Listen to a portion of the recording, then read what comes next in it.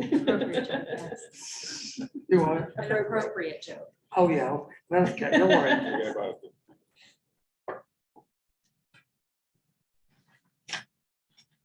I'll send you happy birthday. Oh, that's a decent thing. It was Wednesday. We celebrated last night.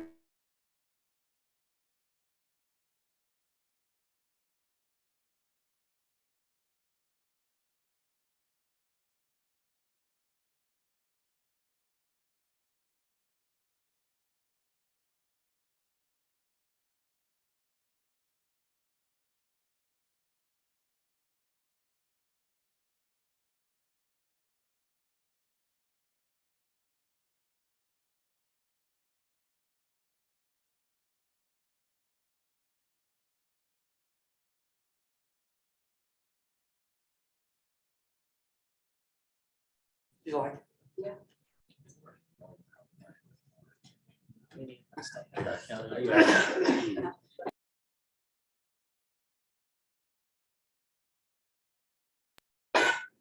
the math, I'm like, let's see. Yeah. Like it's this year.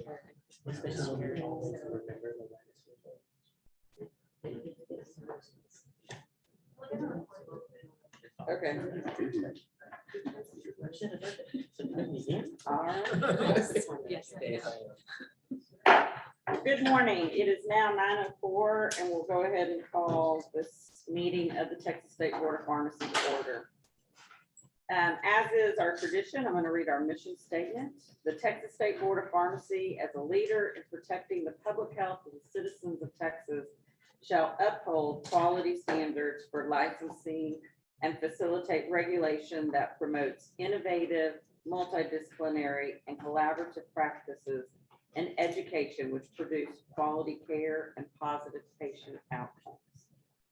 I would like to recognize and thank Lori Hankey and Daniel Guerrero for their service. Daniel opted not for reappointment. We have ordered him a plaque, so we want to publicly thank him for the time that he spent with the board. And with that, I'm going to turn it over to Danny to introduce our new members. You guys may know already on January the 4th, Governor Abbott appointed 2 new members, Randy Martin and Garrett Marquis. Welcome to the board. I'm glad to have you. I'll give you a little bit of their bio. So Garrett Marquis of Dallas, Chief Communications Officer for the Bank of New York Mellon. Previously, he served as a commissioned officer on the U.S. National Security Council. Marquis received a Bachelor of Arts in International Relations and a Master's of Public Administration from University of Southern California. Welcome, Garrett. Randy is a PharmD from Fort Worth, clinical pharmacist and clinical services manager at Texas Health Harris Methodist Hospital in Fort Worth. He is a Texas delegate for the American Society of Health Systems Pharmacists, the immediate past president of TSHP, and a former committee chair for the American College of Clinical Pharmacy. He got his PharmD from Texas Tech and an MHA from LSU Shreveport. Welcome, Randy. Look forward to working with you. Well, welcome to you both. Just meeting procedures, the QR codes are up with the agenda, and the Wi-Fi password is posted at the back of the room. Restrooms are down the hall, and if you can,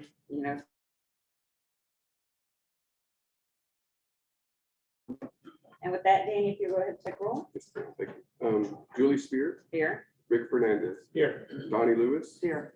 Bradley Miller, here, Donna Montemayor, Here. Ian Shaw, Here. Suzette Tiarina, Here. Rick Tisch, Here. Jenny Yocum, Here. Randy Martin, Here. and Garrett Marquis. Here.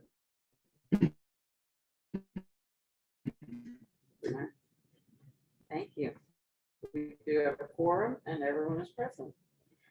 Just a reminder, there is 3 hours of CE. A QR code will be posted at that time, so be aware of that.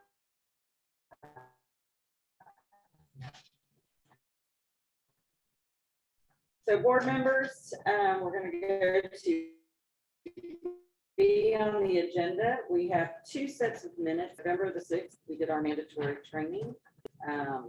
Ian Shaw was not present, but he did his training yesterday with our new members. And the other set of minutes, and we've had time to review those, and if there are no corrections, I could have a motion to approve.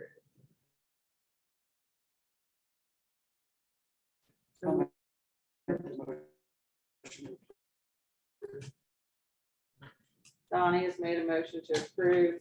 Any opposed? Turn to John Griffith. John, would you like to take us through the final adoption of rules? Yes, Madam President. So first off, in the rule PDFs, which you should have, there are bookmarks with links to the lines with edits. And for the rules for adoption today, you have received copies of the orders and preambles in OneDrive link that was sent to you. You also have them on your computers. The rules for adoption.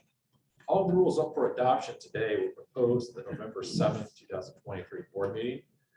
And they were published in the December 15th, 2023 or the December 22nd, 2023 issues of the Texas Register.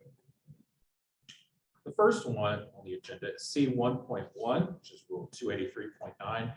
These are amendments concerning fee requirements for licensure by examination, score transfer, and reciprocity. And here we're talking about pharmacists. So this clarifies how the board calculates the fee for failing to timely submit the initial renewal application and license fee for a license to practice pharmacy. It also corrects some grammatical errors. These were non-substantive changes, and we're merely updating the language to more accurately reflect how the fee for a delinquent license application is calculated. So if you will look on line 102, it provides that if the initial license has been expired for 90 days or less, the person may become licensed by making application and paying to the board one initial license fee and a fee that is 1/2 of a renewal fee. Then on line 105, if the initial license has been expired for more than 90 days, but less than 1 year, the person may become licensed by making application and paying to the board one initial license fee and a fee that is equal to a renewal fee.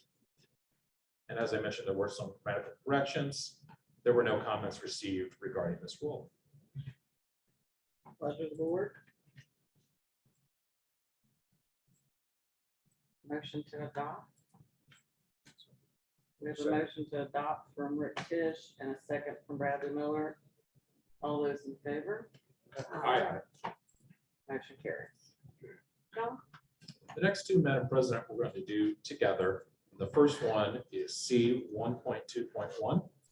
That is Rule 283.12. These are amendments concerning licenses for military service members, military veterans, and military spouses. This first one talks about pharmacist licenses. We were asked to make these amendments from the governor's office.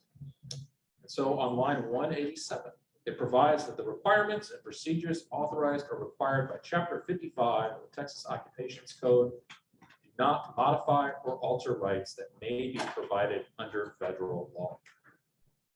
And the next one, C.1.2.2, this is Rule 297.10. These are amendments concerning licenses for military service members, veterans, and spouses. But here we're talking about the technician registrations. And on line 146 provides that the requirements and procedures authorized or required by Chapter 55 of the Texas Occupations Code do not modify or alter rights that may be provided under federal law. We'll tell you, we received one comment regarding these rules from the Texas Medical Association suggesting the phrase federal law be replaced with the more specific phrase Section 705A of the Service Members Civil Relief Act. Staff recommends to adopt the language provided by the governor's office. There were no additional comments.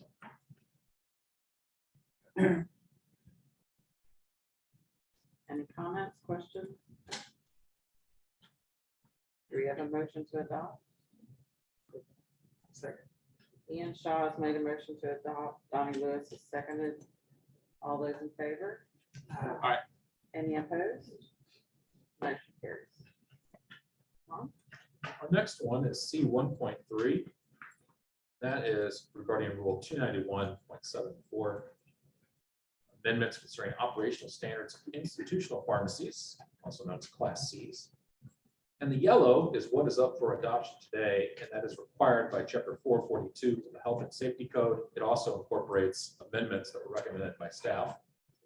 But I will note you have two versions. One is a revised version that includes some additional language, which we will discuss when we get to it. But let's start by looking at that revised version. I would also point out that these suggested amendments were recommended by Gary Cacciatore. So on line 411, it allows a participating provider to dispense a donated prescription drug that is pre-packaged and labeled in accordance with Chapter 442.0515 of the Health and Safety Code and this rule. Line 414 includes language providing that drugs may be pre-packaged in quantities suitable for distribution to a recipient by a pharmacist, pharmacy technician trainee under the direction and direct supervision of a pharmacist. This language was borrowed from 291.33G, which is the prepackaged requirements for internal distribution. On lines 417 through 423 includes statutory language for the labels of such prepackaged prescription drugs being dispensed. And that would include the brand name, strength of the drug, participating providers' lot number, participating providers' beyond use state, and the quantity of the drug if the quantity is greater than 1. On line 424, requires records of prepackaging shall be maintained. It lists the requirements there. And now on line 434, when we're looking at the revised version regarding the records of prepackaging, it was suggested by public comment that we include the words written or before electronic signature of the prepacker.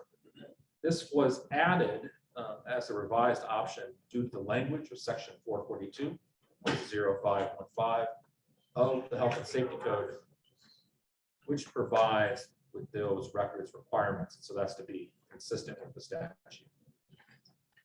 Then finally, on line 436, there's language that stock packages, repackaged units, and control records shall be quarantined together until checked or released by the pharmacist. Again, this is to be consistent with prepackaging requirements of 291.33G. And as I mentioned, we did receive that one comment from George Wang with Serum in support of the amendments, but also suggesting the addition of those omitted words for consistency with the statutory language. There were no other comments received. All right, more questions, comments?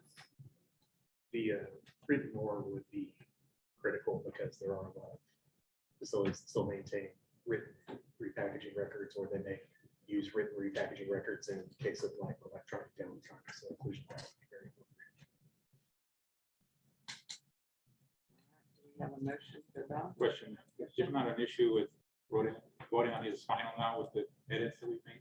We need to vote. I guess we're going to vote on whether you want the revised version or the original version. There's not an issue with it. It's within the scope of what Okay, so was we're published. good. So you could adopt them with the revised language in there. I have a question. What does it mean to donate the prepackaged prescription drugs? Consumer is sending it back to the pharmacist. I don't need this anymore. Yeah, so it's been returned and then the pharmacy is able to donate, but it has to be within the confines of the rule. Right. So in other words, but if it has a safety cap, is that acceptable?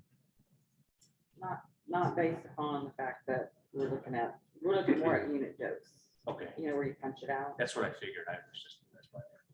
Okay.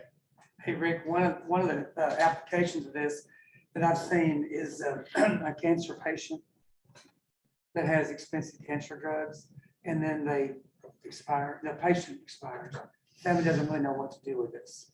And so sometimes they can take this back for utilization. They're still in date and they're still prepackaged as far as unit dose.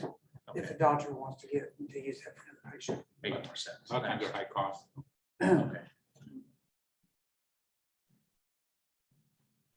Any other discussion? Do we have a motion? And we'll need the motion will have to be for revised and revised, so we need to be specific with our motion.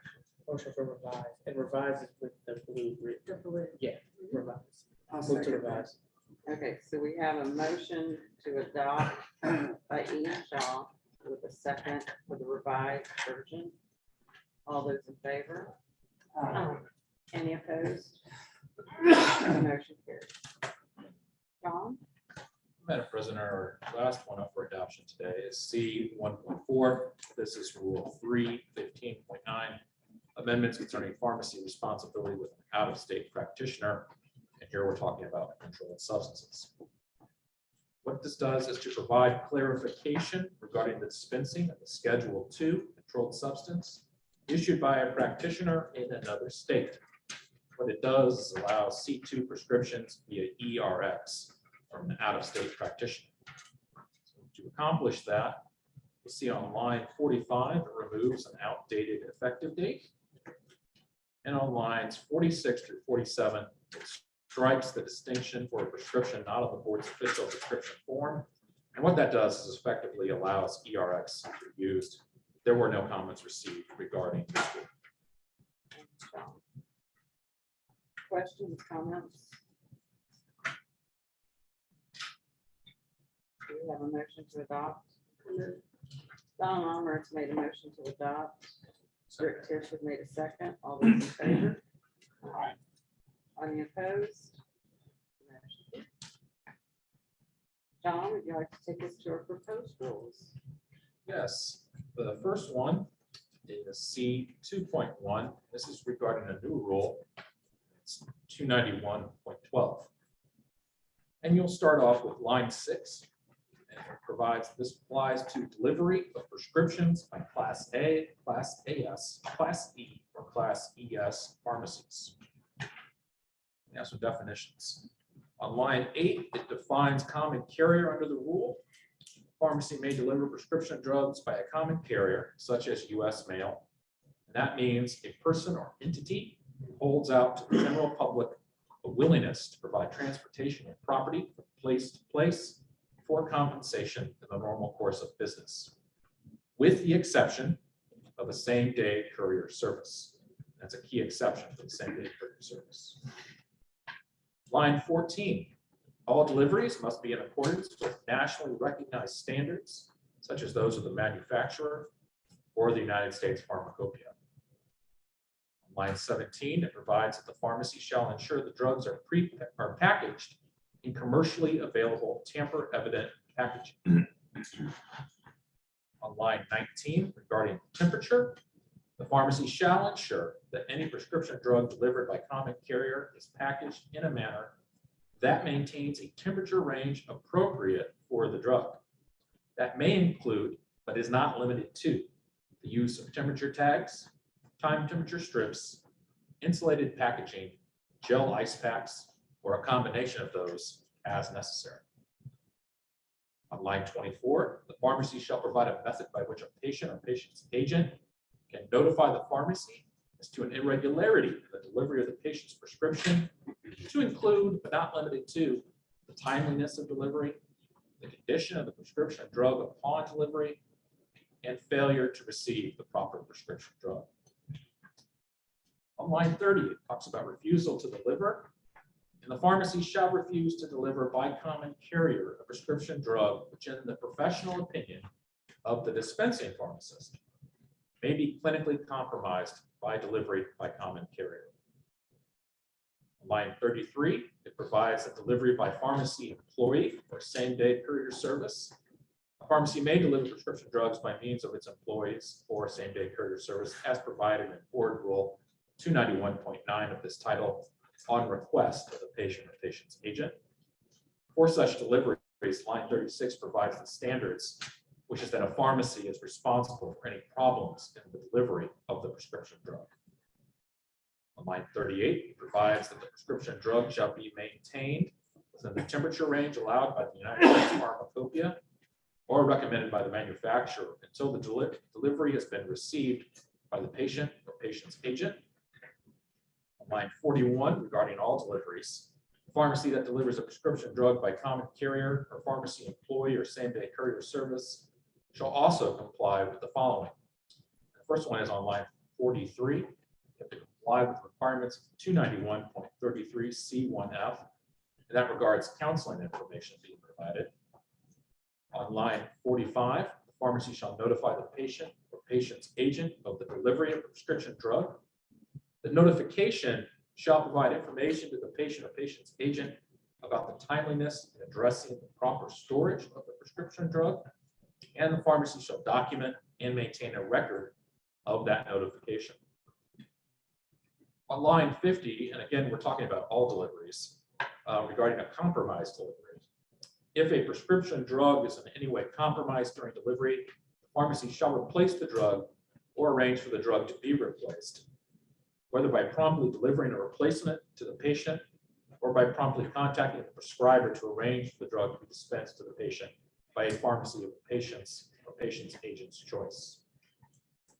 On line 55, regarding records, the pharmacy shall maintain records for 2 years on the following events: when a prescription drug was sent to the patient or patient's agent, patient complaints and audits regarding the timeliness of deliveries, prescription drugs that were compromised in delivery, and the failure of the patient to receive a prescription drug delivery. Finally, on line 60, regarding controlled substances, the pharmacy shall comply with all state and federal laws and rules relating to the delivery of controlled substances. Thank you, John. We do have 2 individuals that have requested to speak. I would ask that you keep your comments to about 3 minutes. And if your comments have already been made, please don't duplicate your testimony. And with that, we'll start with Debbie Garza. Good morning. I apologize in advance. I got a cold this morning. I'm Debbie Garza, the C.2 of the Texas Pharmacy Association. Madam President, board members, thank you for the opportunity to provide comments on the delivery of prescription drugs. I'm going to start with pretty much the same comments I had at the November meeting, which has to do with the overall reason for these proposed rules has to do with our hot temperatures in Texas, prescriptions being left in mailboxes. It's typically not due to the pharmacies that do what you are calling same-day delivery, we'll talk about in a minute, but doing it by an employee of the pharmacy or by a courier service. And in those cases, those employees know quickly how to contact the pharmacy, what to do to get the medication replaced or get it remedied, whatever may have happened.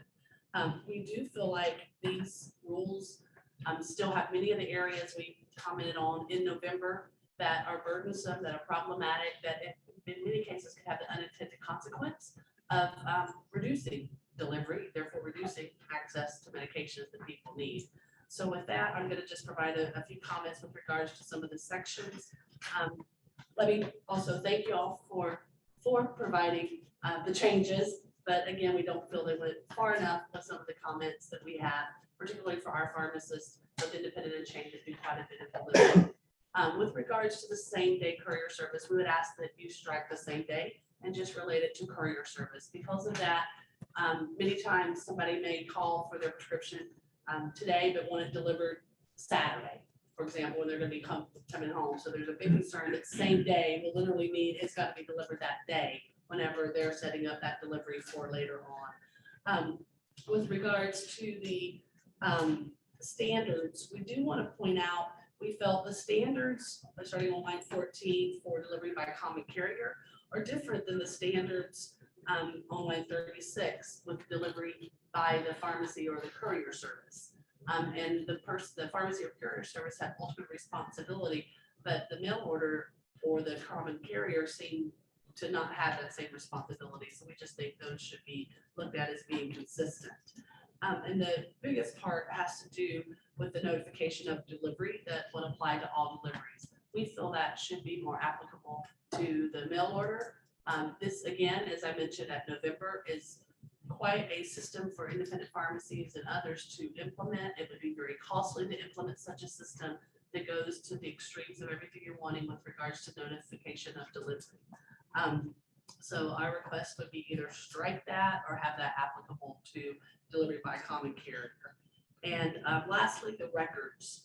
As we mentioned last time, we think this is quite a bit of records to maintain, and it gives in many instances payers, pharmacy benefits managers, more ways to audit, more ways to take monies back from the pharmacies that have dispensed these prescriptions in good faith that have in their power to get medication to individuals. So in closing, appreciate the opportunity to comment, but this is pretty significant. We feel whenever it comes to current practices that are occurring community pharmacies very regularly, that could actually have unintended consequences of actually reducing access to medication and delivery services. So thank you for your time and happy to answer any comments you may have.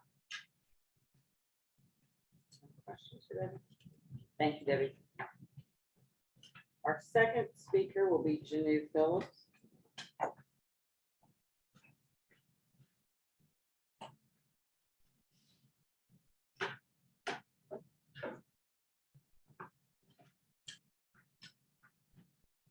Morning, board members. My name is Jimmy Phillip. I'm Director of Pharmacy Affairs for the Walgreens Company. So thank you, President Spear and board members for the opportunity to speak today.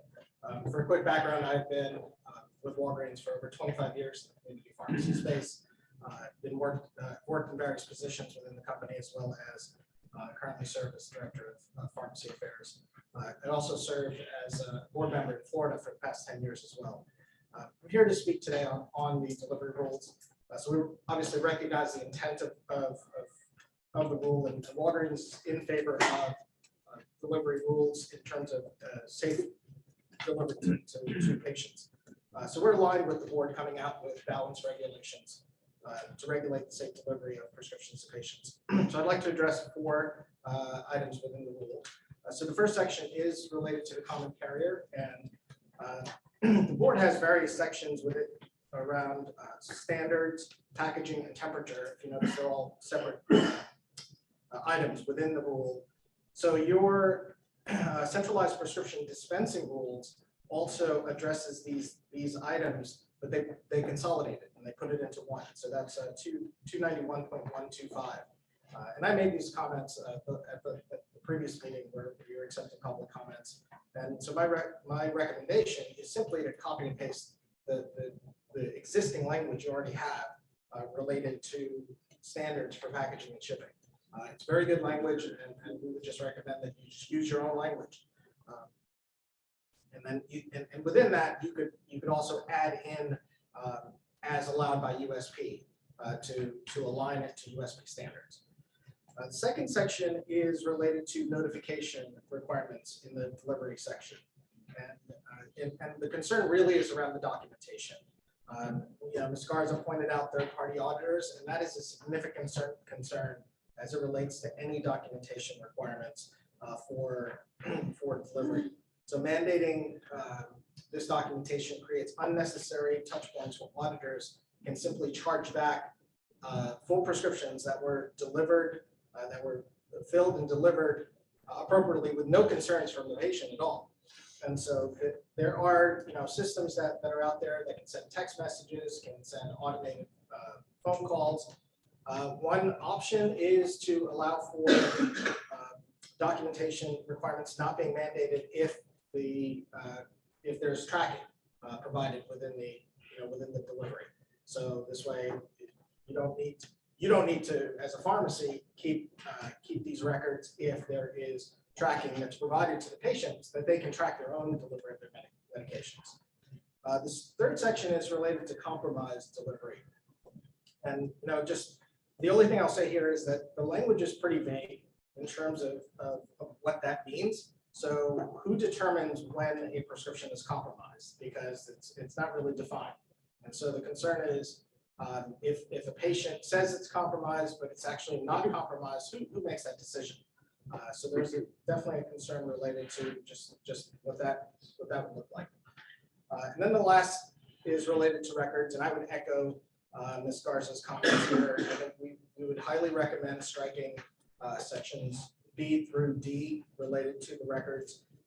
If you think about what you're adding here and ask why are we doing this, right? Have we gotten complaints from patients to the point where you're going to add these unnecessary, in my opinion, unnecessary requirements to pharmacies without a significant number of patient complaints that have led to this point? I would ask that the board really consider when you're adding additional requirements on pharmacies that it be based on facts and based on real issues that have been brought up by patients as it relates to why you're adding these additional steps.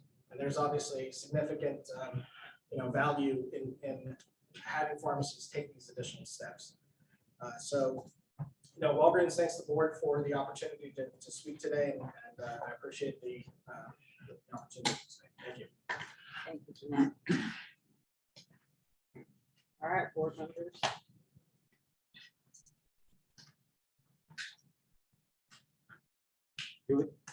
I think the last meeting was, we gave the board a lot of homework, a lot of the board staff. We did. Okay, and it was not the most exhilarating conversation for everybody to sit through, right?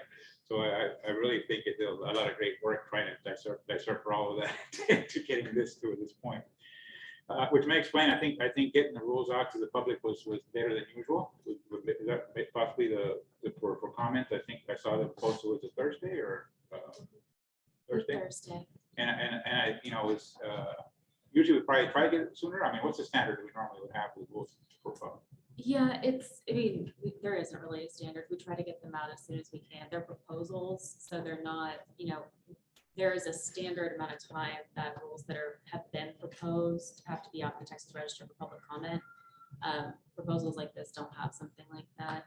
It is the February board meeting is always going to be the shortest turnaround because there are the holidays there. There's a lot of office closures and it's just a tight turnaround. And as you know, we were also working on the non-sterile rules. So they did get, I wish we could have gotten them out sooner. No, it's not a lack of effort. I know that. It was complicated to get to this point. Obviously, there's a lot of work that put into it. I think we should discuss it, but I don't know if how the board feels that we should. We want to move this forward. We've been talking about this for a year now, I guess. I don't know how long. But I also worry that people that had really a chance to really go through the rules well. I don't know what everybody thinks about that. And I do think that is the point of proposed rules going to the Texas Register and having that public comment period before they come for adoption is to get any written comments and to give everybody ample time, to review what the board is proposing. I do have a question, I guess from Debbie or Janu. Tell me, can you explain back to notification of delivery? How does an audit occur if they don't have this documentation and do a chargeback to the pharmacy? I don't know how that works. Or why would they do that? If they receive the medication and. PBMs love to do all kinds of things. So is that a ways to rule not that- pay for prescriptions, right? Right. So it's not like we've seen that today because we haven't been required to do this today, but the concern is they Okay. like to do a lot of gotcha. They like to look at every little rule to find ways that you might be not complying as more of a reason to not pay for a particular prescription. And the notification in our minds is somewhat counterintuitive because at the end of the day, when it's being delivered by an employee, by the courier, Jimmy John's Pharmacy is taking it to that patient today. That is the notification when they've received that prescription, or if it's their agent because they asked that it be left in the office of their apartment building. Whenever they get off work, they can go by and get that or whatnot. So our feeling is that is counterintuitive to require all these specifics around the notification. And, particularly independents, as you know, they don't have the systems like Amazons of the world that tell you everywhere it's going in the process and let's take a picture and this is where it is and this is where it is. It would be very costly for them to implement that type of system. So with regards to the audits today and that being a part, no, because we don't have this requirement. But in terms of them looking for every possible thing to being a pharmacy, that's Right. very common and very problematic. And that's That's a good our point. fight on a different front. Thank you. Yeah, so I'll reiterate just a little bit of that. So any rule that we put into place, our contracts and the PBMs use that as the I's not dotted or the T's not crossed, no matter how minute the rule is, then you get charged back, even though the patient got the correct medication and exactly what the doctor ordered. The pharmacy gets charged back 100% because of the fact that this, part of the address was not on the front of the prescription, or some rule is not exactly followed. Remind us what the language is in 291, 125. Sure, it's a bit more vague. So on that one, says the pharmacist in charge of the central fill pharmacy shall ensure that The pharmacy maintains and uses adequate storage or shipment containers and shipping processes to ensure drug stability and potency. Such shipping processes shall include the use of appropriate packaging material and or devices to ensure that the drug is maintained at an appropriate temperature range to maintain the integrity of the medication throughout the delivery process. And the dispensed prescriptions are shipped in containers which are sealed in a manner as to show evidence of opening or tampering. So I think what you've written is a little more detailed than what is currently in 125. It's similar. Yeah, the intent was there. Mhm. And we originally looked at that rule when we started the process. Do we have a definition anywhere currently for compromised delivery or compromise? Not that I'm aware of. No. My question on that is, if it is, there is no definition, would it not be to the benefit of the pharmacy or consumer or whoever, because it's broad versus if we say specifically this is a compromised delivery, it's a very narrow, and I feel like that is good because it gives you more latitude within. I was thinking about compromised delivery would be like if you're having a cold, insulin or something shipped to a home and it was left in a mailbox for 3 hours in summer here. That to me would be a compromised delivery. But But having to specify every single thing that means compromised delivery, if we miss one, then, it just seems like this gives us more latitude. Julie, maybe we could start from the top and work our way a little bit, just because I think we want to make sure we don't circle back with some stuff. We can do We definitely get down to those lines that I thought were very good to bring up back again. But I guess if we start, I think on line 8, the courier commentary. I don't want to go down the rabbit hole of the courier carrier thing again, but I think some of the recommendation of removing same day is appropriate. Some not same day. Just kind of, it didn't necessarily be same day, it could be next day a lot of times.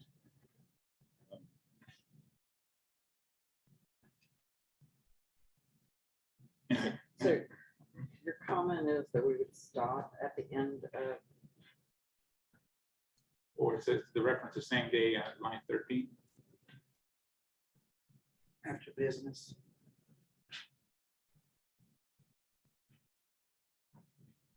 The reference to same day is not really the reality of what a lot of times happens with couriers. It could be next day or weekend.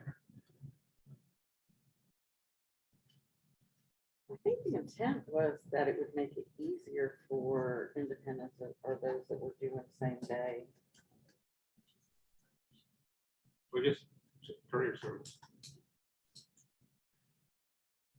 I don't know if anybody thinks about that or want to leave it in, or. I So thought it you're, was- you're saying that we need to exclude that because this is just talking about different types of carriers. Actually, with the Is that what exception you're of courier service. I think to Julie's point, I think we just added it to make sure that it wasn't included, right? Right. Yeah, I mean, the intent was to make it easier for, Or take off just end, home course of business period. Is that what we're saying? well, that's what I was asking you, is if that was your, I guess, why do you want to strike it? What do you, does it make sense?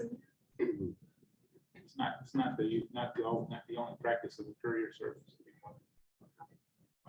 Say or not going to have to Do you want to say same the day. exception of a courier Don't service? necessarily want it to be delivered same day, but courier service sometimes or next day, Oh, so maybe take out the same day? same day is wrong. I would have, I just want to raise a concern with that. So a courier service, like, one of the generally recognized definitions of that is a service that allows someone to send a parcel or consignment from one location to another. So a courier service, like the generally recognized definition, doesn't limit it to a short period of time, which I think is why we were trying to, to follow what you all were saying and moving same day out of those other requirements. And move them more into the section where, it's the same section as employee delivery is what I think you all were trying to do Yeah. last time. So I think if we just struck the words same day, then courier service could blend into something that's not as immediate as you all were intending. So I don't know if you would want to say same day and next day, but I would caution you to not just say courier service. Yeah, if you think about what a courier service be like, a FedEx is a 1 to 2 day, right? So not necessarily the same day with the employee or, Yeah. that's what I'm saying. Yeah, and I think what we were hoping to accomplish was, same day leaving the pharmacy, not necessarily same day as being requested by the patient. Yeah. Ordered, delivered that day. Yeah, like, Most independents do, mhm, not ships. mhm.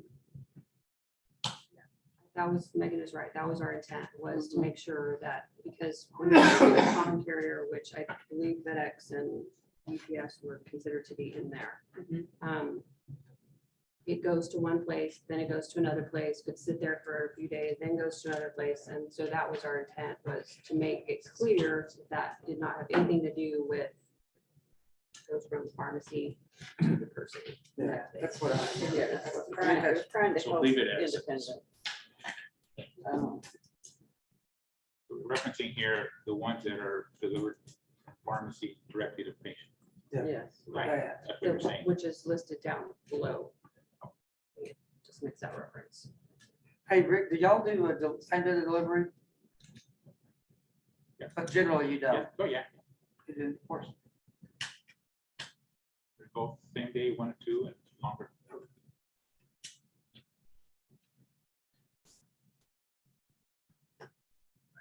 Any other ones? I mean, I can add, if no one's fine, there's notification, back to that point. I agree with the notification. We also have records, 55 saying that we keep records of 1%. So the notification of records seems to be another burden for the pharmacies to have to implement.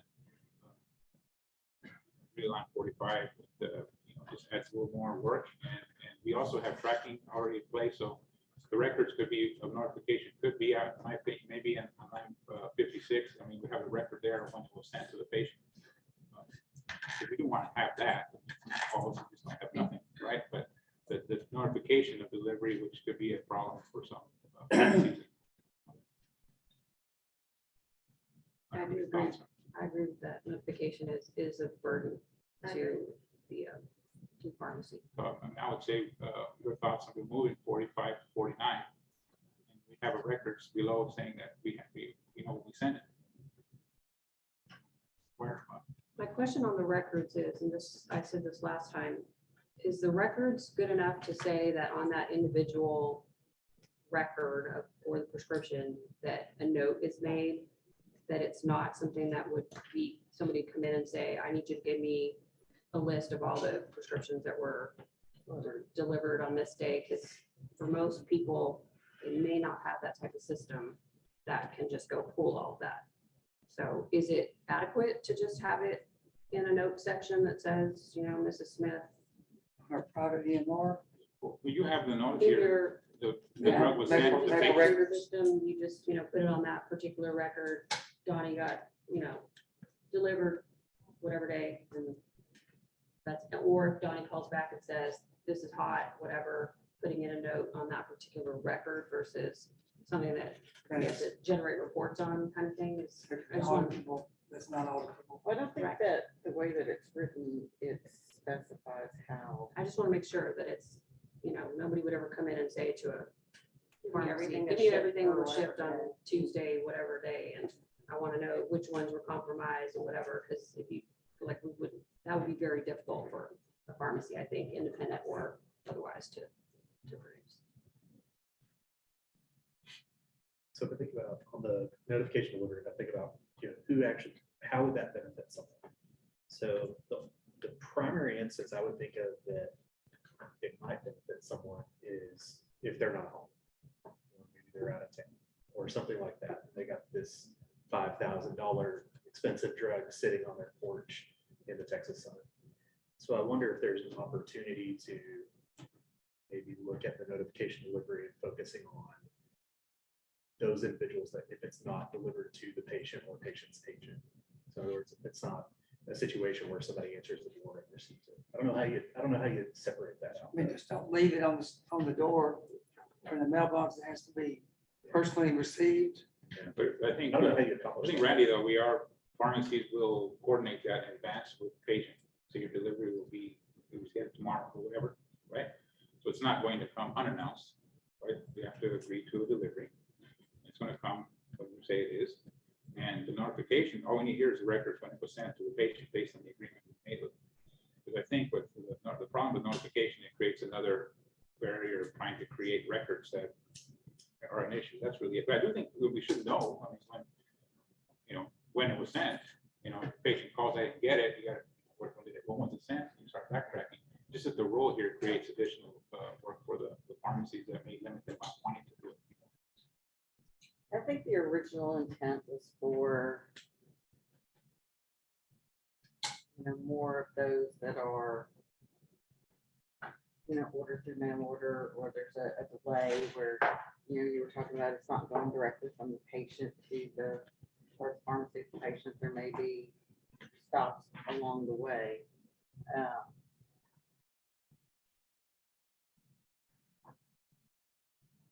Can we just keep maybe the first line? Because to what Rick said, and probably all of us do, if a person says they want it delivered, we say, yes, okay, Jenny, it's gonna get delivered today by 4, or whatever it is, and that's our notification. Instead of having to put all this other stuff of documenting and whatever and maintaining and just another burden, the fact that if you are going to deliver, you must notify that it's going to be coming to you on X date and be done. Hey, Jenny, how do y'all do that with your compounded drugs? I mean, we're at a much smaller scale than a lot of these pharmacies. I mean, it's a one-on-one with the patient. They know it's coming. Sign a little piece of paper that they received it. So there's not documentation. What So I'd be it's able not to like, but to have to deliver it to a patient and then turn around and notify them again that, that's very redundant. I think, again, it's on the record here. We have a record saying when it was sent. All that. And I don't even think you have to have B to D for B, C, and D. I mean, we don't have the same rules for mail order pharmacies, do we? It's more community pharmacies here appears. I don't think you need to have the other B to B, line 57, 59 either. Thanks about that.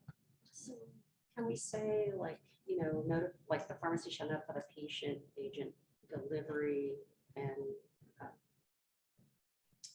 it's receipt of the drug, or are we trying to combine things? Is that what you're saying? And remove the records? Is that what you're trying to do? All I'm saying is, for me, try and keep it as simple without adding as much stuff to the rule and overburdening the pharmacies.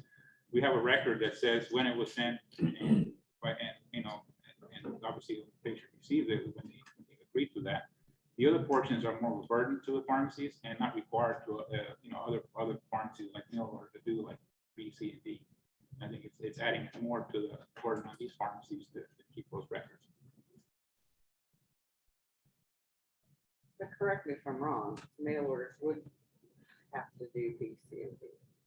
The way we have this written. Yeah, so this is everything. for all deliveries. Yes.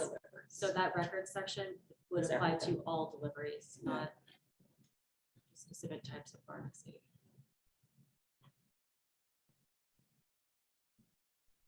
But theoretically, a compromised delivery, which is what those are, right? That if something happened, whatever, it says that you have to replace or arrange or whatever. So technically, we don't need that bottom part. There's a solution. Right, this is already telling you that if something happens, you need to make it right. So really, do you have to have the records of all of that? So strike 4, modify 2, and keep 3. What you're saying? Modify 2 to just be the person as get rid of. Or Who determines it's compromised though? I mean, that's what I'm saying, it's up to the pharmacy and the patient to determine whether that was. There's a pharmacy shall replace, so let's say here, I mean, the patient says it's compromised, you know it's not compromised. I'm just making an argument. Don't you do that already there? But we do that today. You do Somebody that, you calls do and that, says- but I'm saying, so you potentially have an issue where you say, I mean, I think more appropriate would be if the prescription is potentially compromised, right? Pharmacy shall investigate and may replace the drug in range for. I mean, I'm fine with that, but in there that it has to be, that we investigate or whatever, but essentially They should investigate it's- that. between the pharmacy and the patient to figure it out. And it's not an issue of not trying to take care of the customer, the patient, whatnot. The issue is like, you have to make sure there's some discussion before we just say, call them all compromised. Sure. That's the- So, and Megan, correct me, from a legal litigation standpoint, number 4 to me is crucial because what if Ian Shaw gets has been complaining about to the pharmacy, and then I end up suing. And I sue the pharmacy, and the pharmacy has no records of my complaint. Now, I know before, he said that there weren't that many complaints. So if there are not that many complaints, then what would be the burden of 2 complaints a year to record? And I'm only speaking from a litigation standpoint. Litigation wise, I'm thinking, well, if I haven't gotten my medication on time and something has occurred, and here I come investigating, and I investigate and I say, okay, well, let me see all the records when I complain. And then here the rule, we don't have any records because we weren't required to keep the complaints that I had, or we weren't required to, the compromised drug that I received, you guys didn't keep a record of. So I'm only asking that from the litigation standpoint of how do we address that factor? Now, does it happen often? I'm sure not. But if it does happen, how would we address that? And I think that goes to why the board members put the records in previously was, if I remember the discussion correctly, you wanted the investigators to have enough evidence to prove if something had gone wrong. Right. And scratching this to me would seem as if you would not be able to do that if you do not have these records. Like if patients' complaints are not recorded, if a drug that's compromised are not recorded, how would an investigator figure that out if they don't have these records? How we normally handle complaints in general. Do we have called out that they must keep records of complaints from patients? Just in general, the prescription itself. I don't believe so. It's probably inferred, right? Like, you know, you're gonna talk to someone, you might document the Just for your own conversation, legal. right? You're gonna put something in the Looking at profile. legally, I understand where you're coming from. Right. To have the information is important for somebody. Right. I'm looking at the issue of burden on pharmacies to have this in case it does happen. We don't normally have this happen, have this burden when we have complaints in general, right? Okay. About any event that occurs, you know, right? There is requirements and other unique aspects of pharmacy, so like around sterile and non-sterile compounding and things like that. So there are some areas where complaints would be present, but there are few and far between. But whenever I look at the list, the only thing that does seem like whenever I look at it, and I go yikes as far as a burden and is the audits perhaps. But the others are kind of events that Could happen. right, Happen and today. might be reasonable to document. Hey, Ian, one thing that, this is a case in point, we had a patient that was sent some cancer medication. Mind you, it was a timed drug and they had to have it on a certain date. He did not receive it. They didn't sign for it. Their care was diminished and we had to restart the whole series. They did not get their drugs. Now, if they have had health issues that were compromised and they didn't survive, then legally their families got involved Right. and they would have needed, they got all this. Right. It was produced Right. because we had the tracking of all those drugs, Exactly. where it was. Exactly. So anyway, that's just major issue, but most people don't have to deal with that, but Right. we've had to deal with that. So Ian, yeah, with pharmacy or not pharmacy, but just prescription drugs would fall under the employee benefits package. Because I'm assuming so. Then if there was a formal complaint, they would file with the Texas Department of Insurance, which is they can do that on their website. And then it would be investigated as well. You know, say the TDI would be involved. I don't know if that's ever. Not all prescription drugs are put on insurance cards. But they can still file a complaint, even if it's not. It would still be broad as a formal complaint. It's not covered per se. When you put insurance.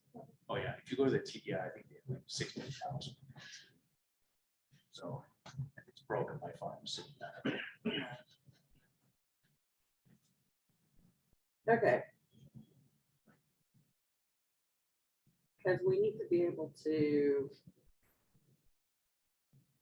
give the staff the ability to make changes, which then will depend upon where we go. Could be leave it in a proposed standpoint for next time, or could move to adopt. Let's kind of backtrack. So the first comment was on line 6, and there was discussion back and forth as far as the exception of the same day courier service. You know, I do believe that the intent was to make it easier for, you know, entities that are using their own employees, they're delivering every day, and to pull those out. But I hear Rick asking about same day coming out. Do we want to say with the exception of a courier service? And just take out same day? Is that the consensus that I heard, or do we leave that the way that it was? I think we leave it. I think Megan made a comment about a courier service in general that we need to say that same day part. And I don't know that it hinders the other piece of it. It Okay. just specifies it. Do we need to add or next day? Or not? Well, I think the intent was that if it goes from one place to another In one day. in one day, nobody's in between, that that's what we were trying to kind of accomplish. So it has nothing to do with what day it was ordered and what day it was delivered. It's just the continuum. Right. Is everybody good with that? Issues with that? Okay. So then taking this down to notification of delivery. There was a suggestion made that it go from notification of delivery, the pharmacist shall notify the patient's agent of the delivery of the prescription drug, and then it stops. There was also conversation about leaving and maintaining that record. Do I need to? Well, in reality, every pharmacy maintains those records when it's in some magnitude that it was delivered or checked out or paid for or whatever. They have that record in their system. So I don't see an issue with that myself. Well, the question comes in, shall document and maintain the record of notification. Yeah, so if we get rid of everything but the first line, which I don't, if we get rid of all of it, it's fine with me too. I was just trying to compromise with at least leaving that one. I think the first one is probably good. What'd you, So what- we, what'd you say? just the first one. The first one. Talking about which line, 45? Line 45. Well, this is, And they the shall first part of notify them. 46. I mean, Well, I mean, you're gonna tell them, right, Rick, that they're coming. is this here saying that it's notifying them, we're gonna send it to you, or it's saying to notify them that it's been delivered? Said the delivery. So the the pharmacy shall notify the patient and the patient's agent of the delivery of the prescription drug. Yeah, because I think we don't want, what I'm arguing against is having to provide a notification that has to go back to when it's been delivered. Yeah, no, So we're talking about, we're gonna deliver it to you, that obviously they need to organize that with the right, patient. that's what I'm thinking. That's here, what is I that was interpreting that. What do you think on that, Jenny? I'll say there. No, I think that's the first Just the one. first line. Maybe would it be necessary or helpful to add a secondary line saying that delivery directly to the patient or patient's agent shall be this requirement or something along those lines. Would that be helpful to clarify, or is it necessary? It's necessary. I think just notifying the agent, notifying that we're gonna set up a delivery, that's what you're saying. That's what I'm thinking. I think that the thought I think some might have had is that we had to notify them it's been delivered and send some kind of a message to them or something, Right, and that's what we which don't, not everybody has that. right, and that's what we don't want to have to. Yeah, it sounds terrible. And I think you should at least tell somebody that it's coming and not just put it in the mail and. Oh, there should always be an agreement. It should not be Yes. unannounced.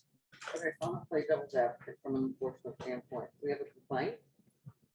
And the pharmacy says that they were notified the delivery was coming. The patient says, I never knew I was getting this prescription. It's on auto refill or whatever. How do we know? Or do we just put in here something that the pharmacy shall determine a means of Notification. the record of notification? So it could be that way, it could be a number of different things. I don't know. I just don't see that somebody just sit there and after they call Donnie, then write down, I call Donnie, then, oh, I call Jenny, oh, I call Randy. I mean, But that it could seems- be that you and your computer then put it Well, into a email. delivery queue, and that's the, Yeah, I mean, as soon as you mark it as delivery, that seems like that would be, like, because then you have to figure out when does Donnie want it? I mean, that kind of deal. So I don't know that we need to be specific about. Then you just notify the patient of the delivery, right? I mean, obviously it implies an agreement between I don't deliver or deliver it, Does delivery mean received or does delivery mean the process. out. shipment means? Is it sent, that I send it to you? Is that delivery or is Or delivery did I when you receive actually it? receive it? Right. Right. That's delivery. to Because me. for I would A- argue it's when you receive it. So the other word is shipment. Because 4A says when a prescription was sent to the patient. So that's when I sent it. And then a delivery is I your received it. receipt. Right. Then now we cover both ends. We cover my receipt, my sent to you, and then your receiving of what I sent. That's two. Right. But that's two notifications when what we're saying is we just made an agreement with you to have it at your house by X day. And you said yes. And so then we initiated the process, but now we have to check again that. So do you sign off on it when you do like same day delivery? Like, does the patient sign something? We get And then you signatures. keep those, you keep Signature, those yeah, electronic consent. somewhere? So and would that be considered reproduce your them? delivery receipt? Yes, that's what we. Or they sign an iPad or something. So then we won't, so then would that mean the pharmacy would not have to log in, Right. quote unquote, because you will already have the signature of the patient? Right. So would that be evidence in the record of, hey, I have the record of the patient signing? Yeah. So here's my record. So I don't have to Think log so. anything. I could just hold this receipt where the patient signed. We've got so much more automation now every day. Every pharmacy's gonna have this capability. yeah, Not always. the issue would be that this applies off of the mail order. So it's gone into somebody's mailbox and there's not a signature. So we have to think about that broader picture. Well, that's where, does that go into compromised delivery in that, you say it was in the mailbox and I say, it wasn't in the mailbox, I don't know where it is, but my delivery was compromised, right? And then you figure that out. So but even mail order, you would presumably say like a date to be delivered or a time frame, it was a few days to be delivered, right? 2-day mail, 4-day mail, so that would be acknowledgement of delivery. Or the acknowledgement of shipment going Which to. I actually think is okay to keep it ambiguous. Yeah. Some pharmacists or some customers may want to know what it's delivered, others may want to know what it's sent. So they can work that out with the pharmacist or pharmacy. From an Because if I'm enforcement in- standpoint, ambiguity is not desirable. So we're trying to know, trying to clarify notification. Which consumer may want to be notified on delivery. Versus being sent, which is preference of consumer. Right, but if you're going, the regulation, if you want it to be enforceable against pharmacies, if you want to require them to be able to do it, we try not to have ambiguity. So if you did want to give a consumer the choice, you may want to say, you know, at the choice of the patient, either notification on shipment or notification on delivery. But if, you know, ambiguity from the agency standpoint in trying to enforce the regulations or the rules, you want the pharmacy to know what is expected of them. I think the idea of choice is actually an interesting.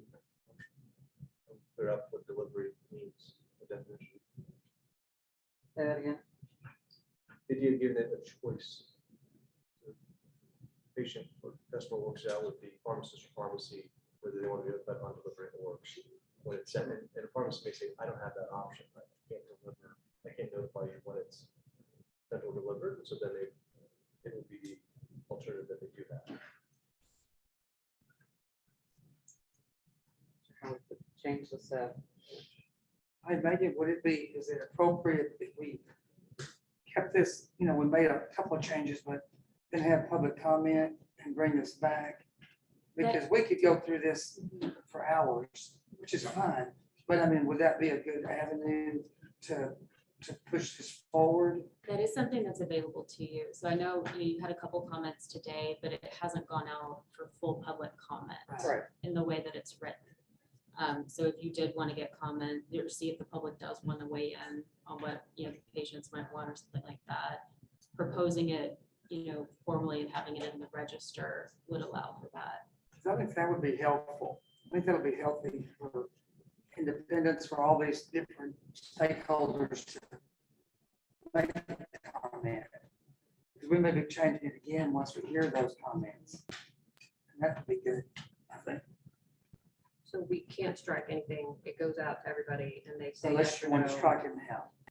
Oh, whatever. I think it just, the patient may or may not have any idea what the burden is on the pharmacy. Right. And so if they think, oh, yes, this is all wonderful because I want to know, whatever, but now the pharmacy has to buy a whole bunch of extra stuff. And guess what? I don't do deliveries anymore Right. because I can't do that. The patient has zero clue of that, right? They don't know what goes on mechanically behind the scenes. Is there any portion that we can agree to remove now to make it, you know, step up the process a little bit? If people don't disagree with some of the discussion, we could obviously move forward with it. But there's some things we could maybe agree to go ahead and adjust now and have to revisit it entirely next time. We're gonna have the same swirl possibly the next time. I think we can take out 47, 48, and 49. I think we all agreed that the first sentence would be appropriate. And then you strike 4A 56 because we already said that we sent it. by notification. But let's wait, so on notification, so is there any disagreement with striking from the notification shall provide to the end of 49? Okay, Megan, do you see any issue with that? From our legal side? I think it's going to be, I mean, this is the notification of delivery. I think it's going to be potentially difficult to prove whether or not that notification occurred if there's not a requirement for it to be documented. I mean, you know, what I'm thinking of is like counseling, right? Counseling is a verbal thing that happens, but we require documentation that counseling occurred. And that's, you know, kind of what we can use to enforce it, to say, yes, you did, or no, you didn't. If there's not a documentation, then the pharmacy can say we did, and the patient can say we didn't. But we have 4A, well, we get down to 4A, have record of a delivery. That's when it was sent. So I think that goes back to when it left the pharmacy versus when the patient received it. So can we change that at that point to say instead of the sent of the delivery, receipt, whatever? So that there's the notification, so we're having to put it in. what are you suggesting, Mom? So do you just leave, so you maybe on 45, you keep the first line? Do we not want to then strike, I guess, the second sentence, but keep the pharmacy shall document and maintain a record of notification? Or we think that's the burdensome? That's process. burdensome because now you have to, every single time you talk to somebody verbally, you gotta now Right. document it. Whereas that's just. But sorry, that last line about the pharmacy shall document is directly related to the notification of delivery. So if they're gonna notify delivery, I presume it's already documented somewhere, and so therefore it is maintained. It wouldn't be, I think someone about the idea of a receipt, it's already written down, so it's a matter of you save it for a year or 2 years, or I don't think it requires additional notification or documentation. So actually, I'd say just strip that line, don't touch it, how long it's. Records of the board are required to be kept for 2 years unless otherwise indicated in that section.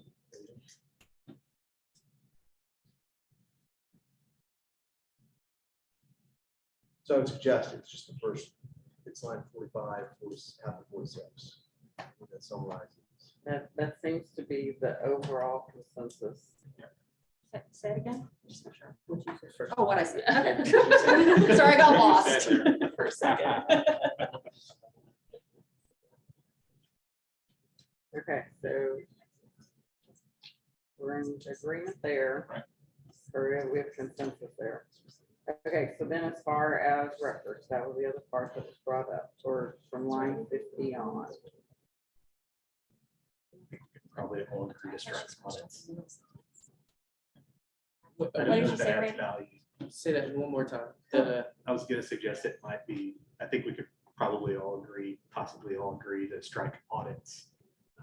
On B. Oh, okay, Oh, but yeah. for Well, that's not- 46, that- 47, that- 48, did we say we're gonna scratch out the last line? Or the second, I'm sorry, I didn't hear you. Ian. All, the second sentence or the third sentence of 45? Yeah, that it would be both at this point. So you're, 46 down to 49. Right. so then there's no documentation of the notification. That was the consensus. sorry, let's actually clarify that, though. If you notify a delivery, presumption issue, would the notification only be a phone call? Is that, so therefore, You would need the record of that phone we're call. able to document, I see. When they get it, the majority of people get a signature. Majority. So that's what we're saying is that there is that. Right. There's no signature requirement. There's not a requirement, it's just like practice, what we'll do generally. So Garrett, the counseling side is what you're inferring here with the phone call. Yeah, that's what I was trying That to was make what an we were trying analogy to- there. That has to be done. Yeah, but that was the analogy. So to clear this up, if, Donna, using your example, medicine gets delivered, no signature required. Most of them do, but no signature required for this particular medicine. How do we get the notification that it was delivered? How do we know, how do we have evidence that it was delivered? Without based upon, If we scratch this out, we will not have any evidence that it was delivered, if there's no signature required. Unless somebody calls us back. I mean, if they don't get it, they're gonna call you and they're gonna say like, I didn't get that.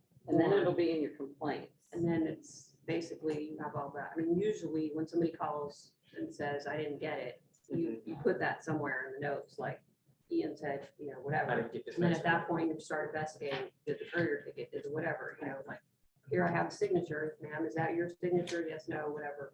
Got And it. that's usually what happens. Yeah, so that's where we get down to 4A line and 59. 4C. So the comment was made on line 57 that we scratch the word "an audit."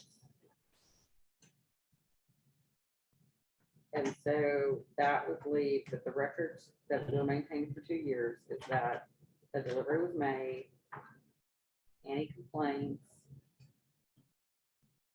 Well, it's not that a delivery was made, because 56 is when a prescription drug was sent. So it's when it left the pharmacy.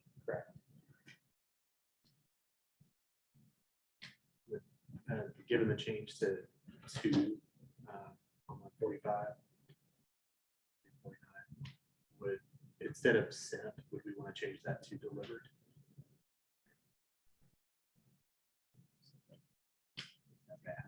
I think we can say both. We can just say both, Send right, and for deliver. sent and delivered. Well, you've got a failure to, D's telling you that you've got a record of any failure to delivery. Right. But it doesn't tell you what time it got put in the mailbox and sat there. If that's one of the concerns, because that's what I've heard you all say, is that the concern is how long it sat in the sun. Whether or not it ended up getting there would be separate from whether it sat in the sun for 6 hours. But would that not fall under the compromised? Because you left it in the box and I came home and it was hot, so I'm gonna call you because it's hot. And then you're gonna tell me it was, oh yeah, so good. If 56, you say when a prescription drug was sent and delivered to the patient, patient's agent, you strike 57, 59.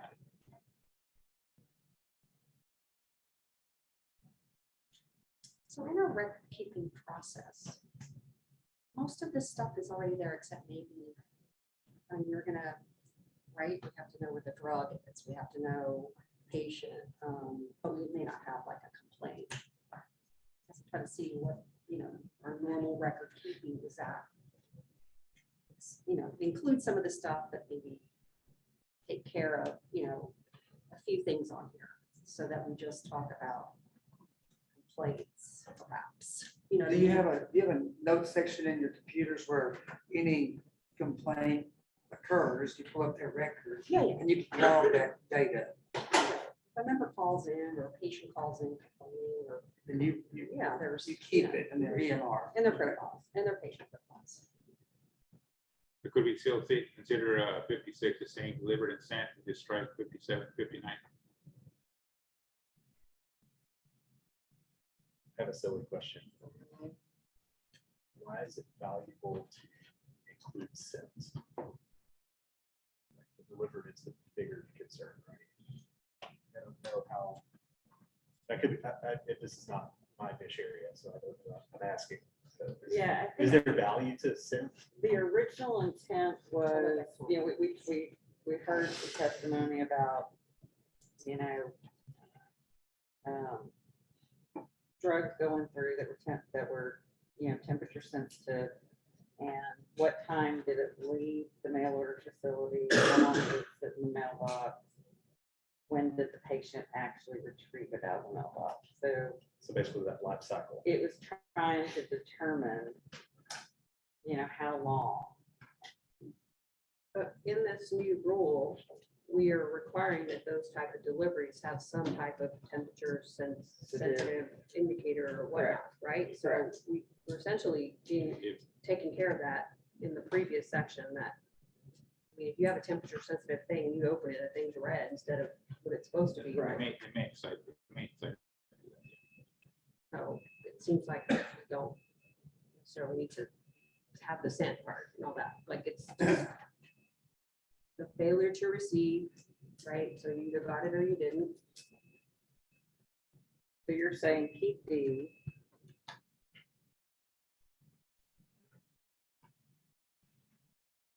I heard remove D, so I would say remove B through D, because A is going to say when it got delivered and sent. If you change A to be delivered or sent and or delivered, whatever that wording is, then you can get rid of B to D. D. Right. Then you can get rid of D. I would And move that, B. we add that language to 56 and then remove B, D. See if everybody agrees to that. Still have, obviously, probably comment to still do, but propose it. okay, so we have two suggestions that 4 becomes just A, modified with delivered and sent. Sent and delivered. Sent and delivered. And then you're saying remove B through D. Correct. That's what's been proposed. Thoughts? I have a question. We're using the word delivery in this case to mean received. Yes. Are we clear on that in 45, that that's what we're also meaning? Because it says notification delivered, I think that means it could be either. So, so either, I think the solution to that is either leave it as either, or, and down in 56, don't use the word sent and received, use the word that received. Or use it delivered, use a different word than delivered, maybe it's received, which I think is what we. Right. Same, that's a good, same kind of receipt. So could you change 45 to notification of delivery and receipt? So you could say notification of delivery of sending or receipt. Which I think is what. Strike all the records because up there we're going to tell them. Is that a sticky spot though? Because maybe would receipt be construed as I, the patient, now have the drug? Yeah. So- in their possession. Yeah, I would say, you know, delivery is when it was delivered to the final destination, right? Receipt would mean in my hand. And not everybody's gonna be home.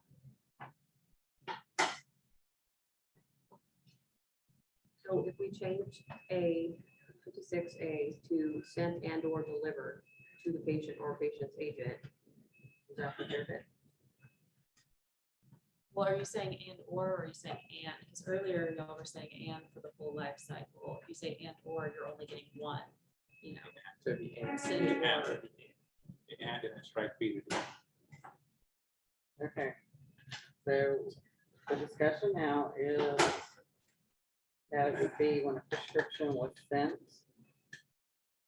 and delivered to the patient or patient's agent and B, C, and D is gone.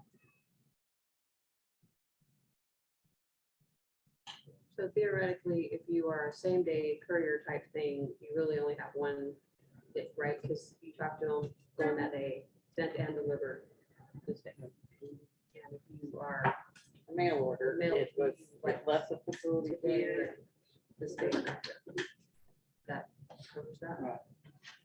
Can I just ask on complaints, why are we removing that? Because will every complaint be covered in A? Complaints would be covered in compromise. That if something happened, you would call and that would be considered the compromise. It's Is that the only removing, way? it's removing the record keep, the requirement for record keeping. The complaint process and the resolution are still there. It's just the actual record keeping of it. Just, is the only way someone can complain because of compromised delivery? Well, we left compromise to be sort of generalized so that compromise could be anything. It could be, I didn't get it, I think it's too hot, I didn't like the guy. They like the guy, I understand, okay. But then if we get to that, we can kind of talk to that wording after that, but to put this one at 55 to 6, what did you want to decide to do? That's what I was just asking. Yeah. I'd say we Sent and delivered. it's delivered and strike B to D. So the question is, and that's where my question was, is there a consensus with that? Do we have anybody that has heartburn and says absolutely not? We'll get comments on that. And then we, knowing that we'll comment, and then I'm gonna ask you, is this enough of a change that it needs to come back as proposed? This is for proposal. Right now, it hasn't gone out. This isn't adoption. Right. This is proposal. Yeah, so we're, okay. Yes, I okay. mean, yeah. So we can- Okay, There's a yeah, little I- comment period yeah. and another time to do all this. Yeah, we're after you good, get the we're Yeah, good. we're just trying to clean up a little bit so we have less work the next time. Okay. We're going Okay, so circle. I'm back to my original question before I went back. Okay, so is there anyone that has angst over that change? I do. Okay, I'm not gonna hold this up anymore though. But, and I hate the fact that I'm a lawyer, but it's the, now, okay, put me at ease and say, if I complain, or if a consumer complains, and the pharmacy gets sued, and their need to find the complaints, is that required for them to have the record of the complaints when I called it? If we take out B, does that mean that the pharmacy no longer has to record my complaint? No, because we don't do that. I mean, if you can complain for anything, Right. if you wanted to, on any drug. Now, And- do you guys record those? And Is there a record of the generally, complaints? somebody puts in a risk management form or whatever to say, because of what you just said, Right, so that we, you call and say X. It could be true or not true. right. We put in a form, so that way, if So you the do come back insurance with will a look at suit, that. if you come back with a suit, we're like, here, see, we did Okay. talk to you. Yeah, Okay, we'll post it, not- so again, we have to think of our whole gamut of licensees. Right, You and I do that. Right, in the smaller, would But they that be was- able to do but that? do you document, Jenny, when somebody, like, if they told you was wrong or whatever?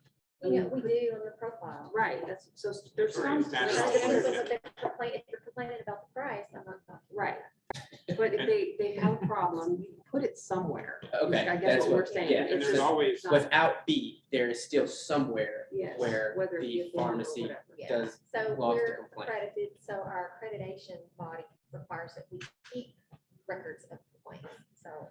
Okay. that and makes the me ones feel who aren't accredited, there's a posted message to contact the board for a complaint too. better. Okay. Just one- I think Aaron has. Well, I just want to be Because I clear, have- this is only regarding delivery. Yes. So your point, these scenarios were pricing anything else, but it's not relevant to this. It is not relevant, it's just kind of. Yeah, I there agree was a with you pro- otherwise. that- For that there were delivery, I processes. think the solution is there's been no complaints, they cannot like the guy or could be late, and that is covered in the record of, Compromise. yeah, Compromise. Okay. But there isn't a record of compromised anymore. I just want to make sure we're all clear. If you're striking B through D, there's no longer a record of compromised. But we're taking care of the patient and there's an informal process that everybody kind of has for when there is a complaint. Seems like it's just standard. Oh, practice. yeah, you should obviously address line 50, right? Because that's where it is. It would be the pharmacy, if a prescription drug is compromised, just paraphrasing that, pharmacy will investigate and may replace the drug or arrange. Again, back to this different point, but you just can't do this thing as compromised. if you need a drug is compromised in line 50, are you required to note the reason why? Not any Is that longer, not understood? any longer because we've taken it out. Right. You're not required. I mean, most pharmacies are, have a reason. Want a reason. Right. Most of them. Yeah, we can just standard practice. What I want to do is like muddy it up with too many different lines on here. That's what the issue Is is. it required? If you need a reshipment of some sort, you usually document it. If we can make it really Boston complicated. Transit. I just want to say, if it's potentially compromised, the pharmacy investigates and potentially replaces. That's all I'm saying here. So just want to throw in here, if you're going to, let's do what you want with that. Saying they may replace, I mean, that doesn't, for a regulatory standpoint, that doesn't mean anything. They already can replace it if they want to, so you don't, a regulation saying they may replace. Or So just if you just or want them to to investigate. investigate and replace. I mean, what I don't want is just, like, I think it's not fair that the pharmacies to just say it was compromised without some kind of action. They just can't. I mean, most pharmacies customer. Okay, information. whoa, we're going a little, we've got to finalize the records. Yeah. That's what I was saying, back to that. So let's go to that, and then if you want to go to compromise, we can go to compromise. So I just want to make sure, and Ian, you have some angst, but you think you're good. Are we good with records being 4A? Or do we want to say combine B, C, and D all together, or just? But, yeah, I would say we're going to, we have a consensus, but we're still going to put it out for comment, so Okay. it's not final anyway. I know, Just wanna but move it we have to give the staff. Yeah. The instructions. So what I'm hearing now is that it'll say 4A and B 4A with delivery and with delivery, and that B, C, and D would be struck. Sorry, yeah, I agree with you though. I do, maybe. I think B is, if somehow, I know it's standard practice, that doesn't mean everybody maintains a record. And so, although most people here seem like they probably do, there's probably some that don't. So that, yes, the consumer, is it in the interest that they do? Probably. And so I guess I go back to me and say, first, I actually think patient complaints, strike audits regarding timeliness, but I actually don't think it's about timeliness to delivery, it's about compromise delivery. It's not just about timeliness, it could be anything, that should be noted. As a standard practice across all pharmacies, pharmacists. And then you still delete C and D, but it just clarifies that Patient complaints of compromised delivery. So it's C, but with the word complaint. Keep B, delete audits, Right, and that's not, compromise delivery. so if we really want to have the compromised delivery, then we keep C and we make it complaints and or Compromise. compromised could delivery. combine those. You know what I mean? Like, and you get rid of the audits and all that for Yeah. the timeliness. and- Patient complaints of compromised delivery. Is that what we're trying to say? Yes. Yeah. Yes, That's what. Can, yes, that. will that work? Yeah. And delete D. Correct. That work? Megan, can you do that? Okay. Okay, we're through with records. I think Rick still had one other. Just in the compromise, who determines compromise? I think it just can't be taken at face value. It's compromised. We gotta replace it. There should be some investigation, so the pharmacy should investigate it and resolve. So, So do pharmacy you want to say shall- the pharmacy after review? Or something? Rick, I want to make sure. Whatever you want to do, I want to make sure that you understand, like, if you put investigate in there as the rule, then the pharmacy has to investigate all the time, every single. They're gonna investigate. If someone says it's compromised, you're gonna investigate. You Doesn't say mean we they have to have a investigate? big, And process. there's You're no gonna check point it in out. the rule. but does it not defer to the pharmacist to make that choice? They can already make that choice. Oh, okay. So compromise. It's professional It judgment, needs right? compromise. It's Yeah. professional judgment. It's already established. So again, just to make sure compromise is determined by the pharmacist or. Well, it's gonna be a reasonableness standard. So like, the way I'm looking at it is, let's say we think somebody has violated this and they come in, or there's a complaint about it and we're investigating it. It's a reasonableness standard that we'll be looking at as to whether or not that was compromised. So we're probably gonna have a pharmacist on staff looking at it and saying yes or no, this would compromise the drug. I guess when you're in the pharmacy yourself, you're gonna be using your professional judgment to determine whether or not the drug was actually compromised. So that, I mean, that's how it would play out in front of, the board and IC, we would have one of our pharmacists look at it. The pharmacists that, we have thought that it was compromised, they move forward to IC, and then two of you would be on there to determine whether or not you thought it was compromised. And I'm not saying any of this would ever go to an IC, but that's how it would play out if it did. Well, I mean, I'm wanting to push it forward to get comment, but I'm saying it needs to be kind of with that. Could we say something like, if it is determined to be compromised or something like that? And that way the professional judgment is in there? Yeah, it's just being open-ended about it, being compromised, and say decision can't just be it's compromised. Hey, Rick, when I think about compromise, I'm thinking about like the tracking device on a medication, and it is outside the scope. It was delayed by FedEx or wherever it's coming from. That is compromised. Sure. That's what I'm thinking about compromise. Because it's the manufacturer has set that time frame. Yeah, I still think, like, determined to be compromised. So Donna had some language there that, and I think it was, so it would, if I'm correct on this, you said if a prescription drug is determined to be compromised during delivery. Can I suggest if the pharmacist determines the prescription drug was compromised immediately? Yeah. Whichever, it was just to put in the professional judgment. Determined, piece. it has to be determined by somebody with it, just, then we can replace it. Yeah. And I think most times, I mean, I would say 99%, replace it, even if there's a concern, but you don't want to just have a blanket compromise, just send it out again. If the pharmacy determines that it's compromised, the pharmacy shall replace and the drug arranged for. Well, then Ian's point, they'd want to be proactive. without getting, If you want to get sued, in litigation, yeah, you're gonna, you you don't don't get sued. have an issue. We do it that way, then like Suzette, determine the compromise. Yeah, that came from Donna. I mean, Donna, sorry. All right, so I think, so my question to Megan then is, do you have enough for the staff to make those changes? Sure, if you all want to vote to propose with all I know, those but I changes, want, yeah. want to make sure that we're good. Yeah, I think we're good. Okay, so we do have to have a motion to propose with the modifications. So do we have a motion to propose? Ian Shaw has made a motion to propose with the modifications as set forth in discussion. A second. Second. Donnie Lewis has made a second. All those in favor? Aye. Any opposed? Motion carries. All right, it's 10:38. We do have a group that we have scheduled in for 10:30. Do we need to take a slight break or? All right.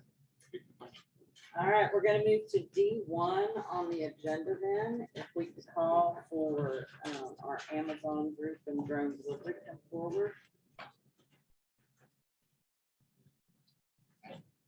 Good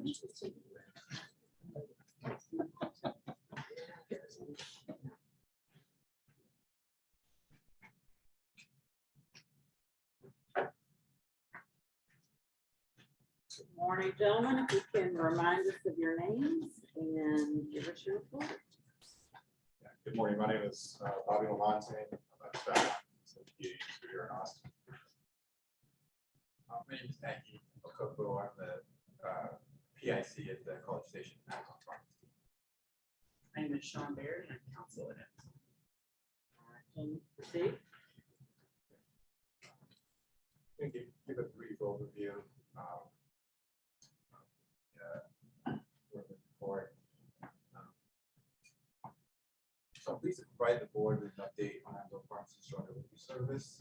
As you know, May 2nd, 2023, the board approved Amazon Pharmacy petition for a pilot program.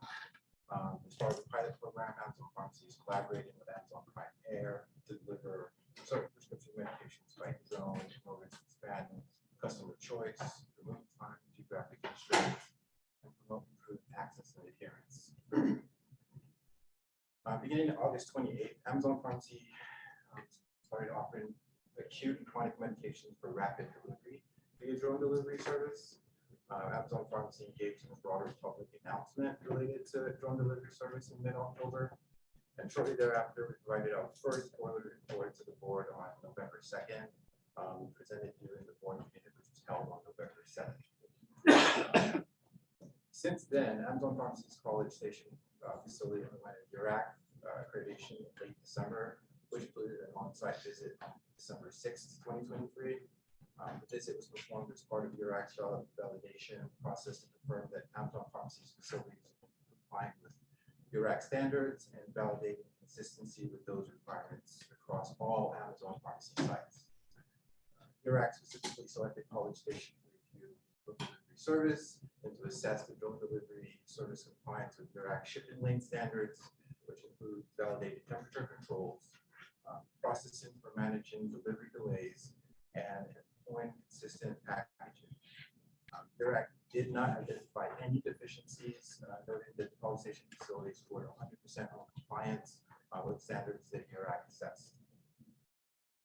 Since January, our focus has been on educating customers and prospective customers about drone delivery service.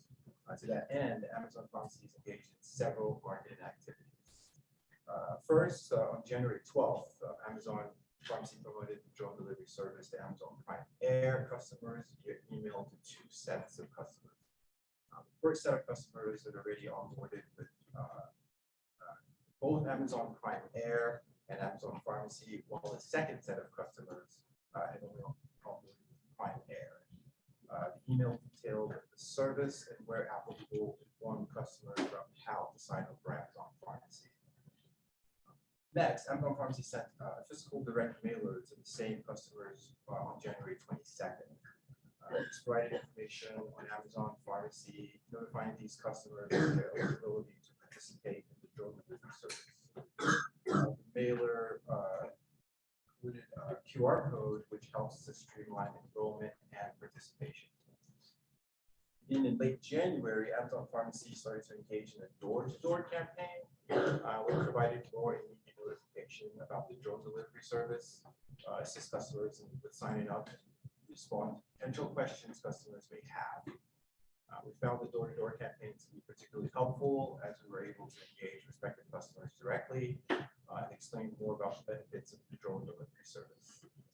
Prospective customers were eager to learn more, and while these engagement activities were fairly recent, we are already seeing increased interest in the program, and we will continue our marketing efforts to broadcast the drone delivery service.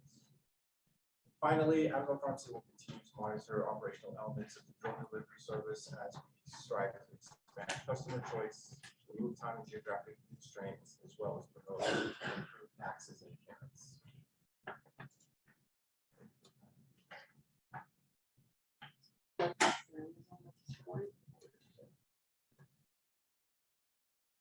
Is your business growing? We're definitely seeing an improved interest, an increased interest in the service. So I would say yes, the business is growing. But since the last report, you haven't done any drone deliveries, correct? That's correct. I would note, we actually have had orders come in though since we submitted the report and today. So those will be reflected in our next quarterly report. So again, I think largely as a result of the kind of door-to-door customers still, the onboarding process is more complex than we would like it to be. And so that was helpful for us. Pilot ends at the, I guess, November of this year. Am I doing the math right? Was it 18 months? 18 months. So is that when it ends, the pilot? I believe so, yeah. Do you feel like you'll have enough information by the pilot to be able to determine how it's going? And We do. I think we've obviously, and the board can appreciate, we focused really primarily at the outset on ensuring the operations are safe, making sure that we're not going to have any sort of negative patient safety outcomes, ensuring the integrity and sanitation with respect to travel. So really, and again, I think that's reflected in our URAC visit in December. Our focus has really been on seamless operations, making sure that we can have a delightful customer experience. Now I think we're much more ready to engage in more strategic marketing efforts. Again, the door-to-door campaign was successful. I suspect that we'll continue that as well. But we do believe that we'll get that data. Do you have other, and maybe I didn't remember, do you have other sites that you're going with across the country, or is this the only one in College Station? The only station, the only pharmacy that delivers via drone today for Amazon Pharmacy is out of College Station. Okay. Yeah. Okay, thank you. So you mentioned that one of the, I guess, obstacles is that the onboarding process is cumbersome or onerous or whatever. Is there a plan to make that easier? Because I'm assuming the whole intent of the pilot is to increase access, but if it's super hard to get it done, then does it really, is it really meeting the objectives? Sure. Yeah. It's a reasonable question. And what I would say is, drone delivery obviously is still very new generally. Today, to sign up for Amazon Prime Air, you have to schedule a site visit with the primary team to come and identify the right location in the yard. You have to receive a large map that you have to ensure you put out every time. And so we're collaborating with the team to explore ways to simplify that process, the onboarding process. And again, more opportunities like you mentioned, which are these sort of quick QR code scans so that you're able to seamlessly kind of enroll with Amazon Pharmacy thereafter. But it's a great point. It's something that we are definitely trying to simplify. We don't want it to be cumbersome. Any other questions? All right, well, thank you so much for your quarterly report. Thank you so much. All right, we do have one other scheduled time.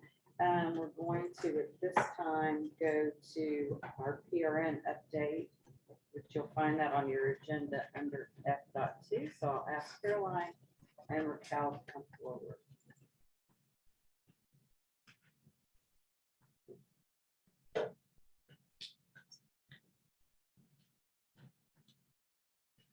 so F.2.1 is staff's chart.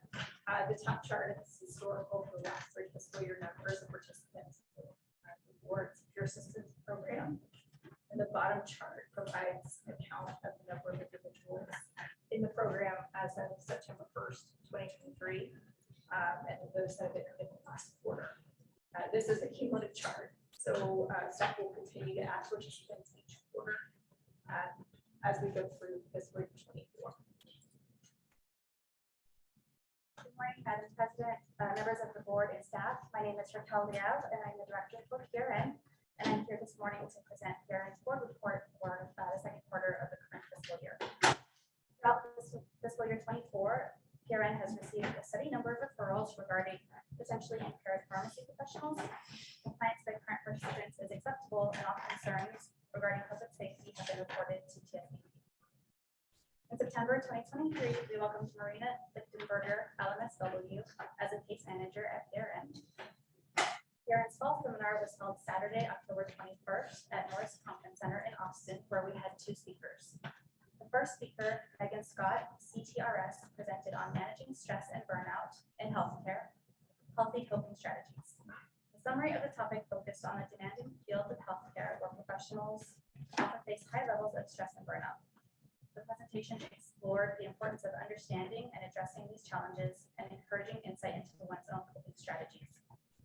Megan reviewed and practiced effective coping techniques such as self-care, mindfulness with participants with the goal that they could leave the presentation with their own individualized plan to help them to maintain their well-being while being able to provide quality care. Megan has been working as a recreational therapist for 10 years in a variety of settings, including active duty military, at-risk youth, and for the duration of her career with adolescents and adults encountering addiction and substance abuse in both inpatient, outpatient, and community-based settings. Our second speaker, Joni Burchett, LMSW, presented on practices and benefits of experiential therapy in addiction recovery. The summary of the topic focused on experiential therapies that are hands-on, engaging, multi-sensory activities that can help those who are in recovery for a substance use disorder.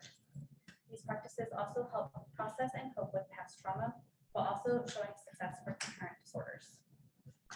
Through experiential therapy, a person in treatment can learn how to face their issues without turning to maladaptive coping skills for an escape. Joni believes that the benefits of therapeutic work include experiencing wholeness as a person and making vital changes to one's life in order to live in freedom and to peace.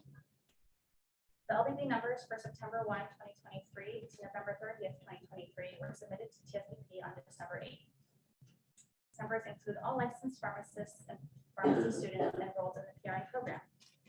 We have 4 volunteer pharmacy students, 3 board-ordered pharmacy students, 25 volunteer pharmacists, and 39 board-ordered pharmacists.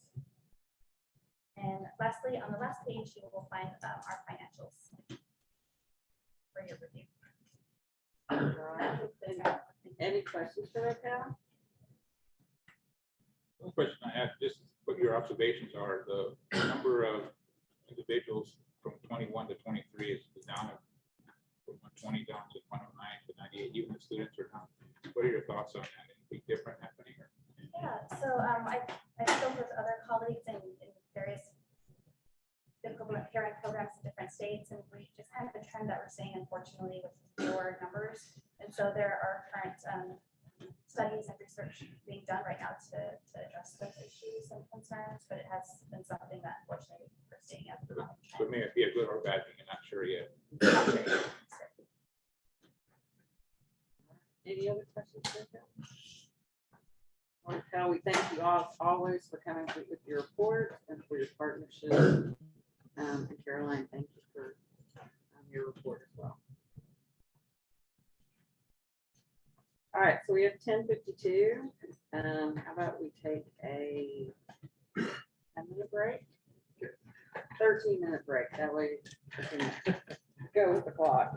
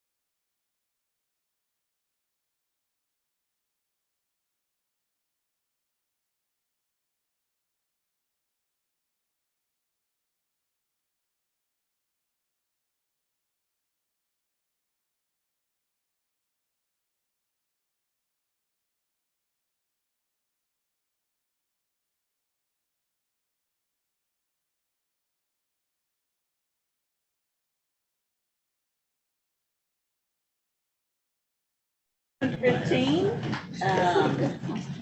We will go back to the agenda. And if you're following along, that will put us at C.2.2, and we'll turn back to Mr. All right. C 2.2, Rule 291, 131, pharmacies compounding non-sterile preparations. And in your PDF, you will see that the yellow highlighting comes with recommendations from the subcommittee. There's also some light blue highlighting that is a staff suggestion. We'll talk about that. And there is some fuchsia or purple highlighting that is a subcommittee recommendation that staff does not recommend. When we get to it, we'll talk about why. First, let's look at some definitions pulled from USB 795. First one is on line 24. It defines active pharmaceutical ingredient as any substance or mixture of substances intended to be used in the compounding of a preparation, thereby becoming the active ingredient in that preparation and furnishing pharmacological activity or other direct effect to the diagnosis, cure, mitigation, treatment, or prevention of disease in humans or animals, or affecting the structure and function of the body. Line 29 adds the definition for a biological safety cabinet as a ventilated cabinet that may be used for compounding. On line 48, we add a definition for a containment ventilated enclosure, full or partial enclosure that uses ventilation principles to capture, contain, and remove airborne contaminants through high efficiency particulate air HEPA filtration and to prevent their release into the work environment. Line 52, we had a definition for controlled room temperature.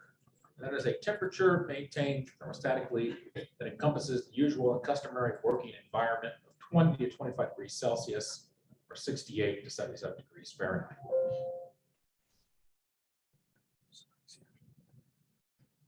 Line 55 has the definition for a designated person or persons, and that is one or more individuals assigned by the pharmacist in charge or the pharmacist in charge designee to be responsible and accountable for performance and operation of the facility and personnel as related to the preparation of compounded non-sterile preparations. On line 60, it amends a definition for hot water.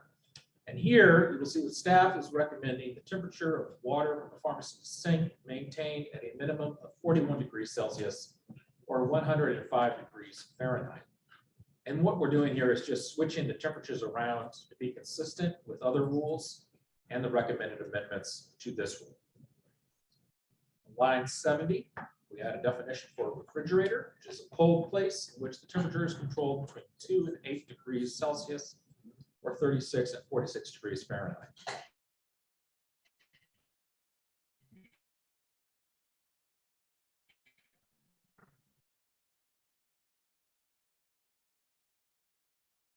On line 76, that's a definition for water activity.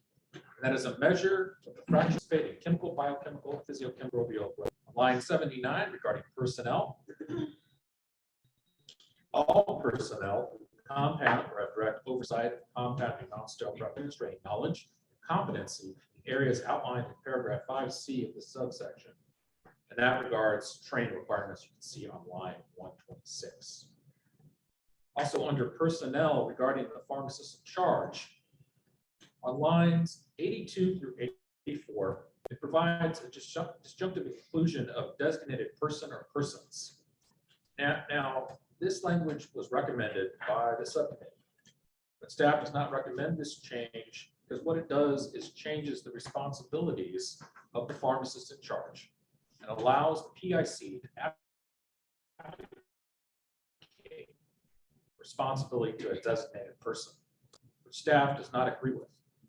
So if you choose to propose, we will need a decision about whether or not to include that language that's in fuchsia. On line 94, personnel section regarding the designated person or persons, the pharmacist in charge designee shall designate one or more individuals to be responsible and accountable for the performance and operation of the facility and personnel for the preparation of compounded non-sterile preparations. The designated person or persons shall be identified in the facility's standard operating procedures or SOPs. If the compounding facility has only one person responsible for all compounding in the facility, then that person is the designated person. On line 106, regarding pharmacists engaging in non-sterile compounding, it adds a requirement that the pharmacist shall inspect and approve all components. And what it adds is that including consideration of all physical and chemical properties of the components. On line 213, this is regarding the environment. It updates the language simply to provide that appropriate measures shall be used to prevent cross-contamination between compounding non-sterile preparations with different components, including dedication of equipment for such operations or the meticulous cleaning of contaminated equipment prior to its use for the preparation of other drug products. On line 237, this is regarding equipment and supplies, and it adds that weighing, measuring, or otherwise manipulating components that could generate airborne chemical particles, examples being active pharmaceutical ingredients, added substances, and conventionally manufactured products. It shall be evaluated to determine if these activities must be performed in a closed system processing device to reduce the potential exposure to personnel or contamination of the facility or compounded non-sterile preparations. Examples of closed system processing devices include containment ventilated enclosures, biological safety cabinets, and single-use containment glove bags. The process evaluation shall be carried out in accordance with the facility's SOPs, and the assessment shall be documented. And on line 246, it provides that if a containment, ventilated enclosure, or biological safety cabinet is used, it shall be certified at least every 12 months according to manufacturer specifications. All right, now we're going to talk about beyond use states. We're going to start on line 269. Below that, it provides in the absence of stability information applicable for a specific drug or preparation, the following maximum beyond use states are to be used when the compounded preparation is packaged in tight, light-resistant containers. Aqueous dosage forms. Aqueous preparation is one that has a water activity equal to or greater than 0.6. Examples include emulsions, gels, creams, solutions, sprays, or suspensions. On line 274, non-preserved aqueous dosage forms, not later than 14 days, when stored in a refrigerator. On line 276, preserved aqueous dosage forms, not later than 35 days, when stored at controlled room temperature or in a refrigerator. On line 278, talking about non-aqueous dosage forms, a non-aqueous dosage form is one that has a water activity less than 0.6. On line 282, non-aqueous oral liquids, not later than 90 days when stored at controlled room temperature or in a refrigerator. On line 284, other non-aqueous dosage forms, not later than 180 days when stored at controlled room temperature or in a refrigerator. Other non-aqueous dosage forms that have a water activity of less than 0.6, examples including capsules, tablets, granules, powders, non-aqueous topicals, suppositories, troches, or lozenges.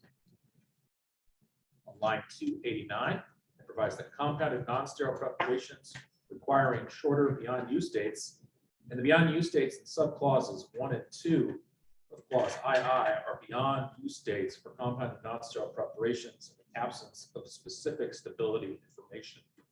However, the designated person or persons shall still perform due diligence to determine if there is existing stability data that would require a shorter beyond use date. On line 294, it provides that the beyond use date of the compounded non-sterile preparation shall not exceed the shortest remaining expiration date of any of the commercially available starting components. Line 297, for compounded non-sterile preparations prepared from one or more compounded components, the beyond use date generally shall not exceed the the shortest beyond use date of any of the individual compounded components. However, there may be acceptable instances where the beyond use date of the final compounded non-sterile preparation exceeds the beyond use date assigned to compounded components. Example would be pH altering solutions. If the assigned beyond use date of the final compounded non-sterile preparation exceeds the beyond use date of the compounded components, the physical, chemical, microbiological quality of the final compounded non-sterile preparation shall not be negatively impacted. On line 306, for extending beyond use dates for compounded non-sterile preparations, beyond use dates, date limits may be exceeded when supported by valid scientific stability information for the specific compounded preparations. On line 309, it provides compounded non-sterile preparations with a USP/NF monograph. So when compounding with a USP/NF compounded preparation monograph for the compounded non-sterile preparation, the beyond use date shall not exceed the beyond use date specified in the monograph. On line 313, for compounded non-sterile preparations with stability information, if there is a stability study using a stability indicating analytical method for the active pharmaceutical ingredient or ingredients, compounded non-sterile preparation formulation, and material composition, the container closure that will be used, that the beyond use date indicated by the study may be used in lieu of the beyond use date specified in subclauses 1 and 2 of clause II for aqueous and non-aqueous dosage forms, up to a maximum of 180 days. On line 320, the beyond use date of the compounded non-sterile preparation is extended beyond the beyond use date specified in subclauses 1 and 2, clause II. An aqueous compounded non-sterile preparation must be tested for antimicrobial effectiveness. On line 323, the designated person or persons may rely on antimicrobial effectiveness testing that is conducted or contracted for once for each formulation in a particular container closure system, including materials, composition, or the container closure system, in which it will be packaged. Line 327, alternatively, the designated person or persons may rely on antimicrobial effectiveness testing, which was provided by an FDA registered facility or published in peer-reviewed literature, as long as the compounded non-sterile preparation formulation, including any preservative, container closure materials and composition are the same as those tested, unless a bracketing study is performed. Go to line 332, talk about bracketing studies. When a bracketing study is performed, antimicrobial effectiveness testing may be performed on a low concentration and on a high concentration of the active ingredient in the formulation to establish preservative effectiveness across various strengths of the same formulation. Example being bracketing. Concentration of all other ingredients, including preservatives, must fall within the bracketing range. Moving to line 387, it adds hand hygiene and guarding to the required SOPs. Line 390 provides any person with a communicable illness or open lesion that may adversely affect the safety or quality of the drug product being compounded shall report these conditions to the designated person or persons, and the designated person or persons shall determine whether the person must be excluded from the compounding areas until the person's condition has resolved. On line 404, it adds that gloves shall be worn as needed for the prevention of preparation facility contamination. On line 416, regarding quality assurance and finished preparation checks, the prescription drug and medication orders, written compounding procedure, preparation records, and expended materials used to make compounded non-sterile preparations shall be inspected for accuracy of correct identities and amounts of ingredients, packaging, labeling, and expected physical appearance and properties before the non-sterile preparations are dispensed. Now we're going to go to line 446. This is regarding records.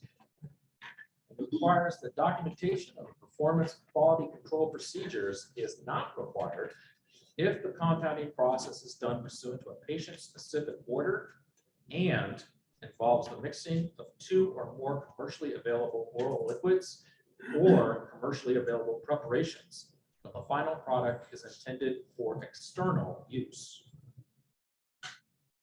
Now on line 450, we're going to add some terminology. We're going to add a master formulation record and compounding record. There's going to be 2 records. The first one you're going to see is on line 477, which is the master formulation record. A master formulation record shall be developed and approved by a pharmacist. It used to be called the worksheet. Approved by the pharmacist for all compounded preparations. Once approved, a duplicate of the master formulation record shall be used as the compound record. That's the second type. Each time the compound is prepared and on which all documentation for that compound occurs. Master formulation record shall contain at a minimum the formula, the components, compounding directions, evaluation and testing requirements, specific equipment used during preparation, storage requirements, a reference to the location of the following documentation, which may be maintained with other records, such as quality control records, and those two include the criteria used to determine the beyond use date and documentation performance of quality control procedures, including but not limited to expected physical appearance of the final product. All right, then we're going to go to line 496. Here it updates the language from the prescription worksheet or preparation worksheet to a compounding record. That requires that the record for each preparation shall document the following: the identity of all components and their corresponding amounts, concentrations, or values, lot number and expiration date for each component, component manufacturer / distributor or suitable identifying number, container specifications, unique lot or control number, beyond use date, date of preparation, name, initials, or electronic signature of the person involved in the preparation, name, initials, or electronic signature of the responsible pharmacist, finished preparation, evaluation, and testing specifications, if applicable, and comparison of actual yield to anticipated or theoretical yield when appropriate. That's the end. All right. The joke was, can you repeat that? So first of all, I want to formally thank the non-sterile subcommittee of the task force. I think they did a great job, and we really appreciate the work they've done. And then I'll also remind the board that what we're looking at is minimum standards, not best practices. So I will ask where your desire is to start reviewing this. It's all perfect. Do we have any? Oh, thank you. The question was, do we have anybody here to testify? Yes, we do. And we will start with Debbie Garza again.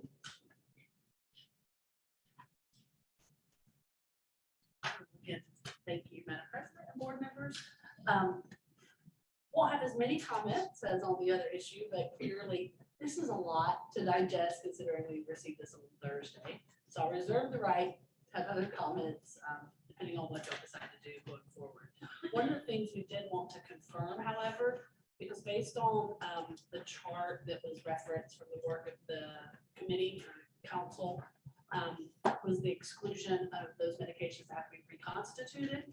And we didn't see that in here, but it could be because it wasn't included to begin with in the board's rules, but underlying 6 and 7, the prepackaging pharmaceutical products, they just want to make sure, they think that definitely doesn't probably apply to reconstitutable, doesn't make it shake our head, but we just want to confirm that because with regards to the garbing and now requiring of gloves, that would be pretty onerous to have to take gloves on and off every single time you're mixing up that antibiotic for kids during common cold season and such. So I'm not sure if there's a way to clarify or if we feel it already is excluded, but that's at least one of our key comments. The other comments with regards to beyond use dating, again, that's a lot, quite a bit. But the way we read it is that it is basically, because in the current rule, you had the sections of 795, and this is basically now putting in what's the current based on the 2023 November effective date of 7/95. So we are okay with that because we feel that it does offer more flexibility for those that do the non-sterile compounding.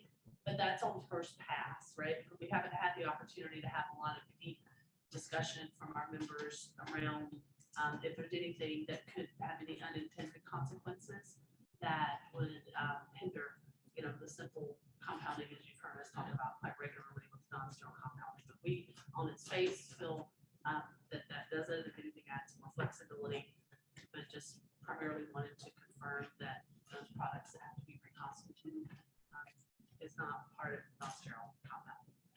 So again, reserve the right for future comments depending on which direction you decide to go today. But I appreciate the comments, the opportunity to comment, appreciate the monthly advisory committee. And so for clarification, it is my understanding that reconstituting is not Yeah. considered compounding. Yeah, there's no change there. So that part of the rule wasn't amended, so it didn't stay the way that it currently is. All right. That's a good clarification. And then next is Jenny Phillip.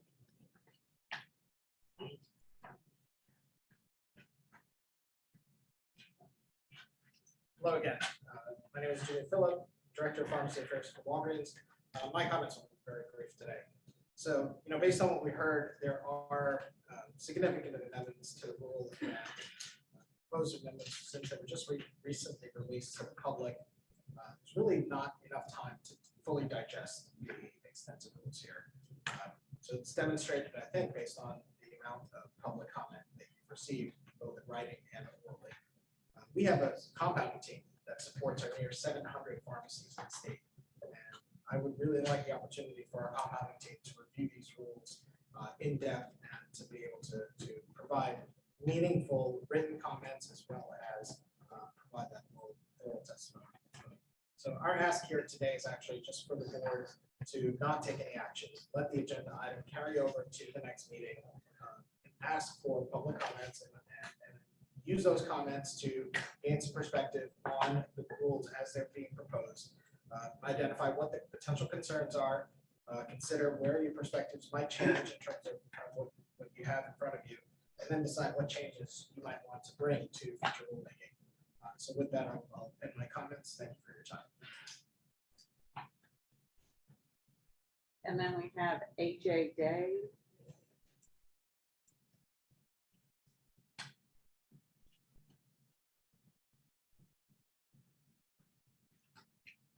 Hello and good morning. My name is AJ Day, I'm Vice President of Clinical Services at PCCA, Professional Compound Centers of America, located in Houston. First, I'd like to thank you guys for the opportunity to address the board on this important topic. And I have a few comments, and so I'll list them out as we go through some of the lines. To start off in the definition section under active pharmaceutical ingredients, I would request that there is a removal of the term or mixture of substances. The API or multiple APIs are the active pharmaceutical ingredients. There can be multiple in the formulation. There doesn't seem to be a point or a goal of adding mixtures into this definition. And it doesn't appear in federal law or in this nomenclature either. Under line 104, the discussion about obtaining education appropriate for the type of compounding done by the pharmacist. I would request that there be an addition for under the supervision of the pharmacist. Activities that are not directly performed by the pharmacist still should have some education on those topics. Line 237, I thank you for including the language about powder containment. I think this is a very important step towards quality and safety in the compounding environment. Line 246, I feel that the language is somewhat unclear. I think that there should be an or between 12 months and according to specification, because some manufacturer specifications may have a different time frame. Line 269, oftentimes questions arise about preservative-free dosage forms that are aqueous that cannot be stored in the refrigerator. This happens a lot in hospital inpatient settings.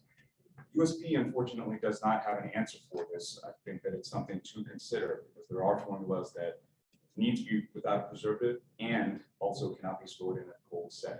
So there should be some sort of a provision to allow for that. Line 320, testing for antimicrobial effectiveness.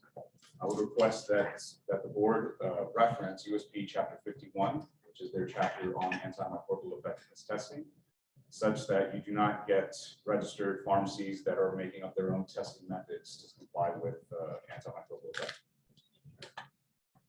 Line 353. The board in this case is considering allowing pharmacies to use non-USP or NF materials, and it is also not required to be purchased from an FDA registered facility. So my request would be that the state board require the pharmacy to have the ingredients tested by a third-party analytical lab and not just compare the certificate of analysis from the supplier to the pharmacopoeia monograph. There's a lot of liability in supply chain, and so if it's not coming from an FDA registered facility, and it's not compendial grade, there needs to be additional oversight in material quality. Line 357, what is the definition of a manufactured drug? In conversations with the FDA and USP on multiple occasions, there have been conversations about the utilization of dietary supplements for patients who need particular dosing, can't swallow solid dosage forms, and need that into an oral liquid dosage form. That's not addressed here. So if there's an allowance to address the utilization of manufactured dietary supplement products, that could be a tremendous asset to patient care. Line 372, it talks about not compounding with items that are on FDA's list of drug products that have been removed from the market for reasons of safety or effectiveness. There is no discussion about the FDA's list of bulk drug substances that are authorized for use under Section 503A of the Federal Drug and Cosmetic Act, often in the industry referred to as the positive list. Would request that the state board address the positive list for compounding under Section 503A that is referenced in the Federal Food, Drug, and Cosmetic Act. Part of the need for addressing that is the federal law also addresses the utilization of peptides and biologics, as long as they're not on the negative list. And so this would just allow for some consistency between state and federal on that point. Line 404, when it discusses the utilization of gloves, it talks about a shall, but then it also references as needed. So is this that the pharmacy gets to determine when they want to use gloves, or is it a must? So I request some clarification on that. Line 446, again, I request some clarification. There is a line that says you do not have to document quality control when you're mixing commercial liquids or commercial products for external use or oral liquids. Line 491, however, requires quality control records as part of the MFR. So I'm a bit confused about why there would not be a requirement for quality control documentation on that line 446. Additionally, line 510 should include a quality control check. Line 499, I would also request that there be an added requirement for the compounding record to include the actual amounts of products and ingredients that were measured, not just the theoretical as a copy from the MFR. And under line 525, there's a reference to USP guidelines, but it doesn't state what guidelines they're referencing. My question is that equivalent to 795 or a different component of USP? One item that I'd like to address that was not highlighted as a change from existing statute or rules and regulations is line 190, which addresses flavoring. I believe that the language that is currently in the proposal is a liability to the state board. I think that as a minimum, there needs to be documentation about what flavor is added, the expiration dates of the flavoring agents or other sweeteners, the amounts added, and not just documentation about the beyond use date. In that same section, line 192 and 193, I don't understand what it means unless otherwise documented. So if you just have documentation of something, you can extend the beyond use date beyond 14 days. What kind of evidence needs to be in place to support that documentation and the assignment of the extended beyond use date? My request would be that the language states that unless stability data that is compliant with section 5C is available to extend the beyond use date beyond 14 days. So my comments. Thank you so much. Thank you so much. Any questions? AJ, do you have that in a shareable document? Yes, I can send it to the board.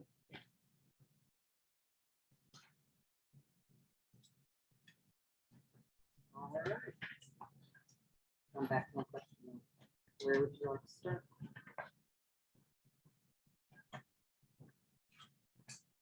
I appreciate that it's not, hasn't been much time lapsed since it was published for us to really dive into it and think about the consequences of some of the changes. Speak up, because it's hard for them in the back. I can hear you, but yeah.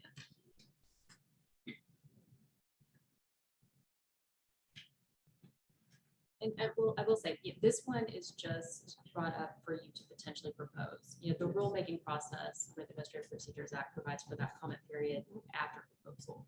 So that, you know, if you did choose to propose, there's a whole period of time where everybody gets to do written comments if they want to. We propose goes to the registry. It goes to the register, it gets published for everybody to see with all the analysis behind it. And then they can submit, you know, all the comments that they want. There'll be another opportunity to come up here and speak to you all. So this wasn't, you know, the only chance people got to comment on it. If we do nothing, then nobody, I mean, they just have this, right? Yeah, only the people who knew to look at this would. Yeah, it doesn't go up for public comment or public review if we wait. Yeah. There's only two things that I would suggest that I would recommend tacking in if we can. One is there's an omission. I think it's just because it's really complicated. There's on line 219, it references cleaning and sanitizing. I know that was something that was added previously by the board. It references, sorry, I was following him. It says shall occur on a regular basis defined in the SOPs as outlined in 8A of this subsection, but cleaning and sanitizing are written as one of the required SOPs. So I suggest just to connect all the dots, it would be probably ideal to add cleaning and sanitizing to the standard operating procedures list that's in paragraph 8A. The other one was a simplification, kind of accounting for technology. So there's two definitions that I don't necessarily know it adds value to have separate definitions. And if these are introduced as separate definitions, there is omitted definitions related to non-sterile compounding. So we talk about containment ventilated enclosure on line 48, and then biologic safety cabinet on line 29. The definition of biologic safety cabinet is probably inadequate. The containment ventilated enclosure is very adequate, but there's also isolators and other things that would fulfill this requirement if pharmacies so had them. So what I would suggest is adopting, since so much of this is pulled from USP 795, just adopting one of their kind of catch-all terms and defining that catch-all term. And that would be containment, primary engineering control. And so that captures, so a CPEC. So that and then in the definition include that, you know, you can include basically that definition that's on 7, that's on line 4851. And you could just list examples. Some examples may include biologic safety cabinets, containment ventilated enclosures, or isolators. What was the actual term you used? Containment hyphen primary engineering control, or a CPEC.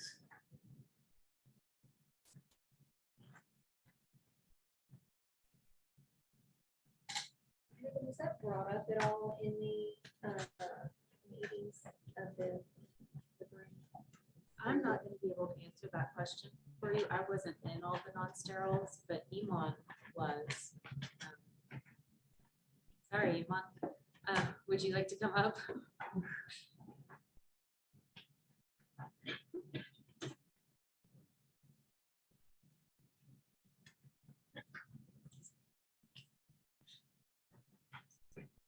Hello, members. And I believe the question was the term containment primary engineering control brought up as a catch-all term? That was not specifically discussed, and I'm looking at USP 795 now, and definition section, and I don't see a definition for that term down in the end, but It might be because, I think that one, it's probably in 800, but it's referenced to that. But the definition would be present in 800, you could adopt that, it would accomplish the same thing. conceptually that makes sense to use a broader catch-all term. But I had to answer the question, and that was not specifically discussed.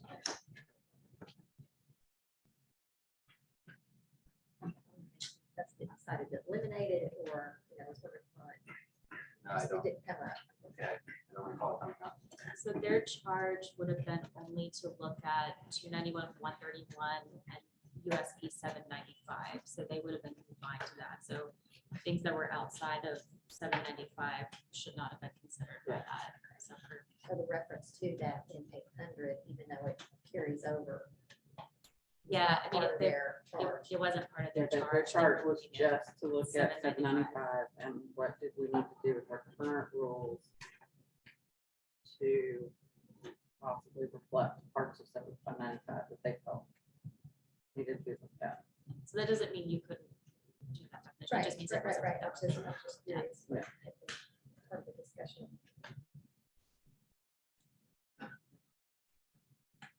Do you need to talk about that line 83? What pages? I mean, is that-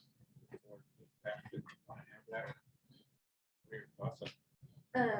Megan, what were you saying that the staff, because that's highlighted in pink, the staff?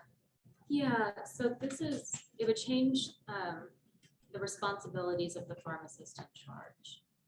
And in general, that's not something that we do. As you know, the pharmacist in charge is generally responsible for the activities within the pharmacy. Adding word designated person here would allow them to hand that responsibility off to another person and not retain that responsibility as a pharmacist in charge of the pharmacy. And that's something that gave staff a lot of concern because that's not the approach that we've taken to a pharmacist in charge. Be a pretty big departure.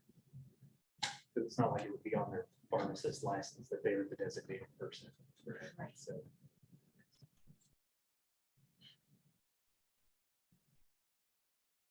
And that's not to say that, the idea of a designated person is not something that gave us, concern. It was the idea of the pharmacist in charge being able to handle all of that responsibility over to them. Right.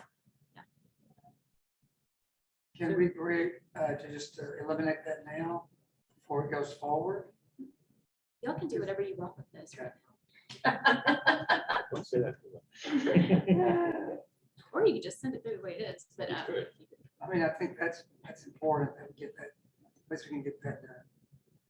But in general, if there was an issue and you had a designated person, that person would also be brought before the board, or only the PSC. it could be, I think to do another analogy, it's kind of like the dispensing pharmacist and the pharmacist in charge. So depending on what happened there, it could be both. It could just be the dispensing pharmacist. It could be the pharmacist in charge.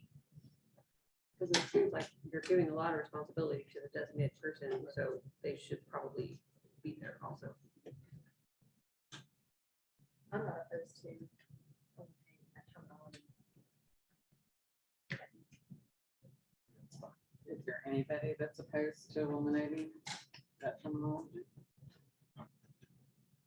And when we say that terminology, we're talking about the highlighted in pink Yeah, on line 83. The or designated person on 83. That would definitely be the direction. And then do we eliminate the definition? Just gonna ask if 94 to 99. What is that? Why do we have that? Because we have that on top, the purple stuff.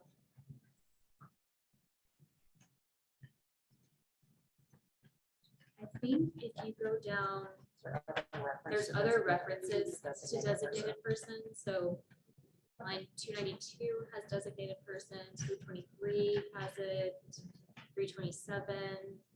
Yeah, I think 92. It's kind of dispersed throughout. There are things that they're allowed to do. Yeah, I think that the difference is when you read 82, it talks about the responsibilities for specific pharmacy. So that's leaving the pharmacist in charge with the overall responsibility, but then in 94, it's allowing for a definition of a designated person for designated tasks. And so that's where the difference comes in.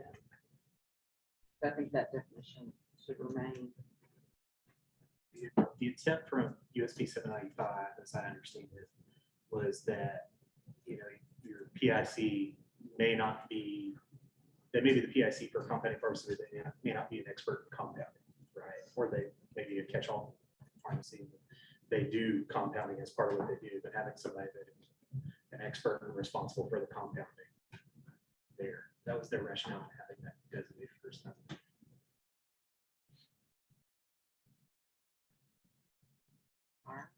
Thoughts?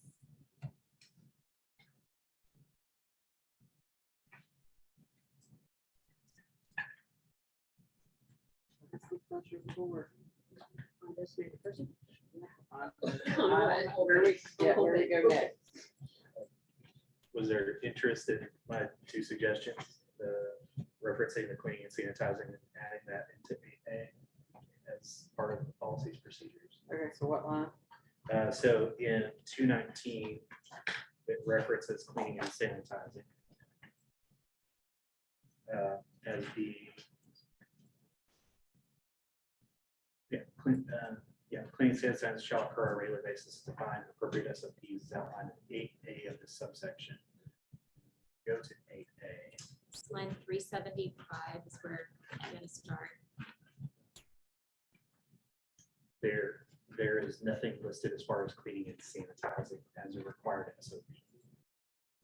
So I would just suggest that we add, I guess it would be 10 after line 387 to also include cleaning and sanitizing. Just to close that. So that wouldn't be a large substantive change. That's just reiterating so that it's clearer. Okay. If you wanted to do that. So that'd be line 37, should be 377. 387. So it'll be 388. It'll be a new 388. It'd just be added to that list there. Okay. Yeah, I agree with you on that. Any other thoughts? Is everybody in agreement with that? Yes. Okay. Well, I thought AJ had a lot of. Well, let's finish this one Okay. first. Okay. So everybody's in agreement with adding that, and then you had another. Yeah, it was the basically removing all the separate definitions for containment, ventilated enclosure, and biologic safety cabinet, and being just kind of more inclusive of all those types of devices, including the ones that aren't listed. Utilizing just changing the definition and adding the definition for containment, primary engineering control. Wherever we have CVE or VSC, just putting that catch-all term. That kind of accounts for all the different types of technologies that you have. Everybody in agreement with that? Yeah. Okay. Now, I liked some of the suggested changes that AJ suggested. For example, the one on line 24, the admixture of substances, I actually highlighted that too. Just eliminating that, those 4 words. APIs and API do not have a combination of more than one in a prep, but as far as the definition of the API, it is any substance intended, not a mixture. so striking on line 24, the or mixture of substances.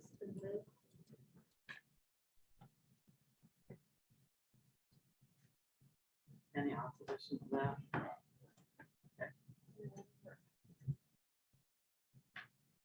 Okay.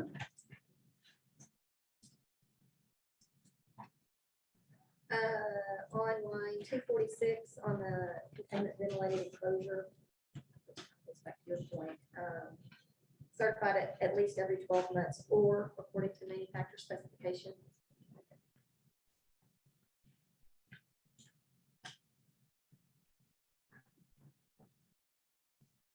Any objections to the additional word or? No. Okay. So just to throw this out there, lines 320 through 322, it talks about in calculating a BUD in an aqueous compound on sterile preparation must be tested for antimicrobial effectiveness. It doesn't say it has to pass.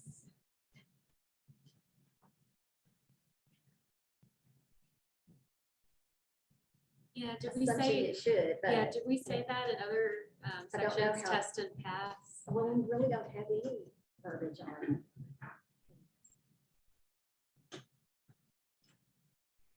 So you want to read must pass I mean, what do you guys think? a test for antimicrobial effectiveness?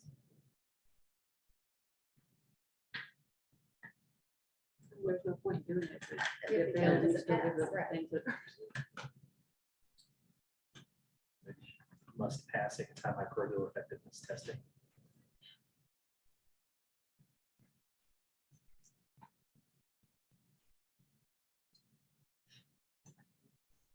Any objections to that change? Well, it's not Florida. Okay.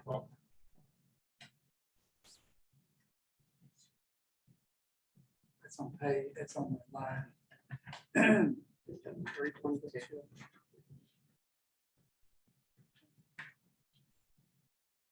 So Jenny, you would put on there must be tested and Pass. passed, something like that. Must pass Yeah, I think we'll probably say must pass antimicrobial effectiveness test. Yes.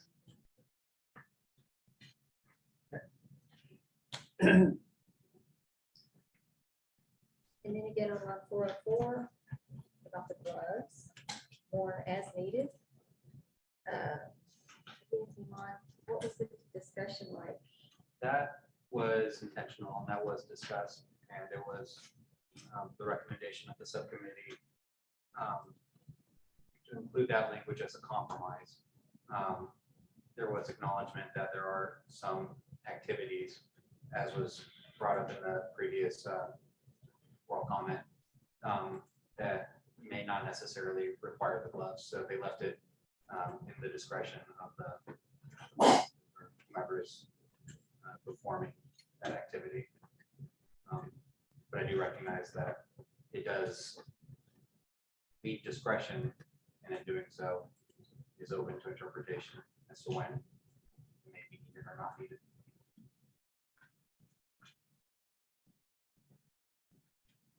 Can we say something about professional judgment or something, or is there things that are absolutely have to use gloves, not use gloves? Would you assume that somebody that's doing compounding would know what that is? I mean, I would assume. Right, wear gloves, right? I mean, anytime you're dealing with any type of powders, you would. Where would But this, if you're where would putting, this, if you're putting two commercially available topical solutions together, I mean, if it's, you know, a steroid or some other medication that you don't want getting on your hands, I mean, you wouldn't really. so in any instance would they not wear gloves? I can't think of one that wouldn't wear And why Unless do you you're use a compounding. structure? antibiotics, what? I don't know what. If an instance where they wouldn't wear gloves, if they're actively compounding. If they're active, especially if you exclude the example, if reconstituting a commercial product is not compounding, Would you wear gloves for those mouthwash? our step does. Yeah. Or if you talk like a diaper, just regular topical creams together. I'm saying, these are probably try the easiest one. analog and move it around. Still. Analog. must have sort of, Because it's not just so that they don't, especially topical, because you get the topical, it's designed to absorb through that vehicle, right? But the other part to it is also doing is a infection prevention tool, right? Oh, yeah, I think most of the times, if you're right, we wear gloves. There are some times, I think we're trying to hit it on, is that catch-all for every situation. Whether there was some, maybe that's not a big deal, I don't know. Some of those stuff. Where they're just not, don't have medication, just cream.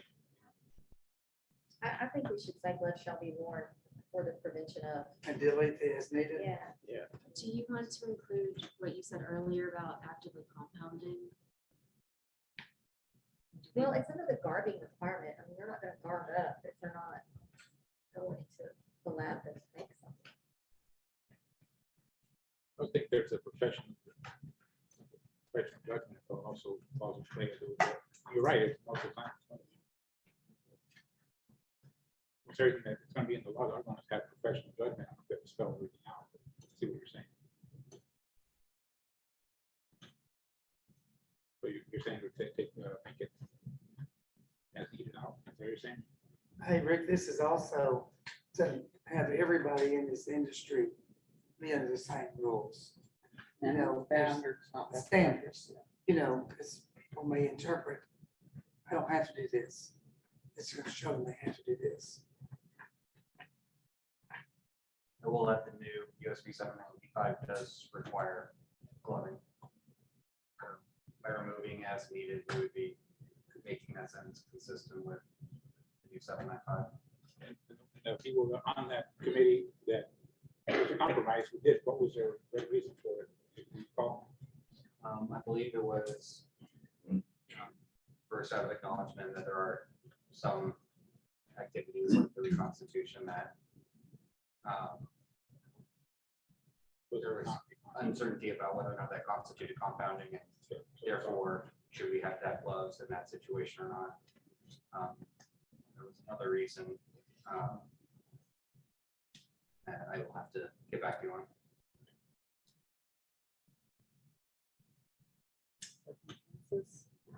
Yeah, we still have to put it forward anyway, so. Oh, I do remember. The second half of that sentence, for the prevention of preparation to facility contamination. There was some discussion about whether or not gloving should be required for other purposes, like for staff safety.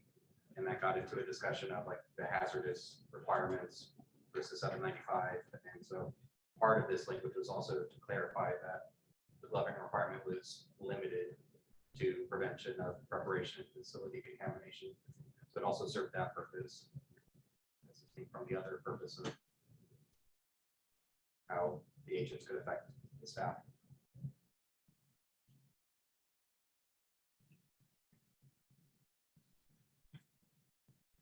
Put it forward for public comment. Is there an undue burden to wear gloves? I mean, I'm just, if there's not, then. I mean, let's yeah, make them wear the only gloves, thing would be, you know? that I can think of would be cost, but. It's not even, it's not Is it really- constitutional, so it may not be an issue, but Yeah. we should put it forward for public comment. Okay, so right now it appears, and what I'm hearing is that we should remove the as needed from line 404. Yes. I mean, all right. And then if we move these back to being proposed again. And they do not go out These to haven't, public. these haven't been proposed yet. Yes, we're These are proposing them just now. coming up as suggested language. So if you move them forward for proposal, you go to propose, then they go into the register, and then everybody has an opportunity to comment. That's the official opportunity to comment. On the recommendations we're making now, will those be made and then we go to public comment? Or do we have to, are these substantive enough that we have to go back? So you have, you haven't proposed them yet. Yeah. So what we can do, Iman and I can follow these, and if you want to propose them with these edits, we can make these Yeah, edits that'd and be get them into the register with these Okay. edits, yeah. There was one other thing that I thought that a comment AJ made that I thought was a really good catch, was line 104, 105. Under the pharmacist's education requirement says obtain continuing education appropriate for the type of compounding done by the pharmacist. Probably just updating that to compounding performed or supervised by, or something like that. It's a lot of times the pharmacist isn't actually doing the compounding themselves.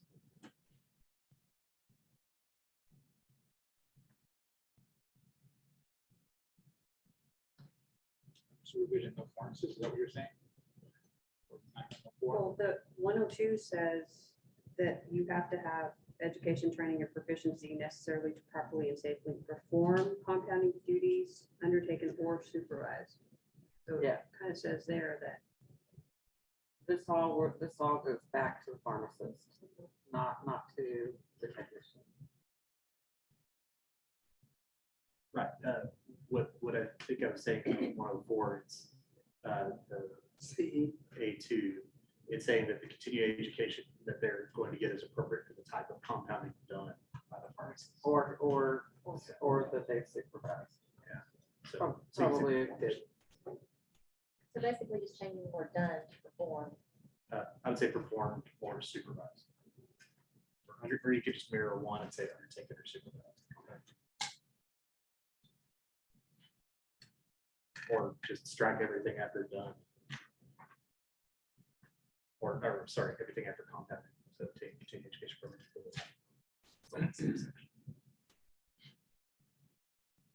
So which would you, are y'all good? I would just strike everything after compounding. Yeah. Okay, so any objections to how that goes forward then? Y'all have the wording? Okay. Can I actually go back to 404? Ask a couple questions.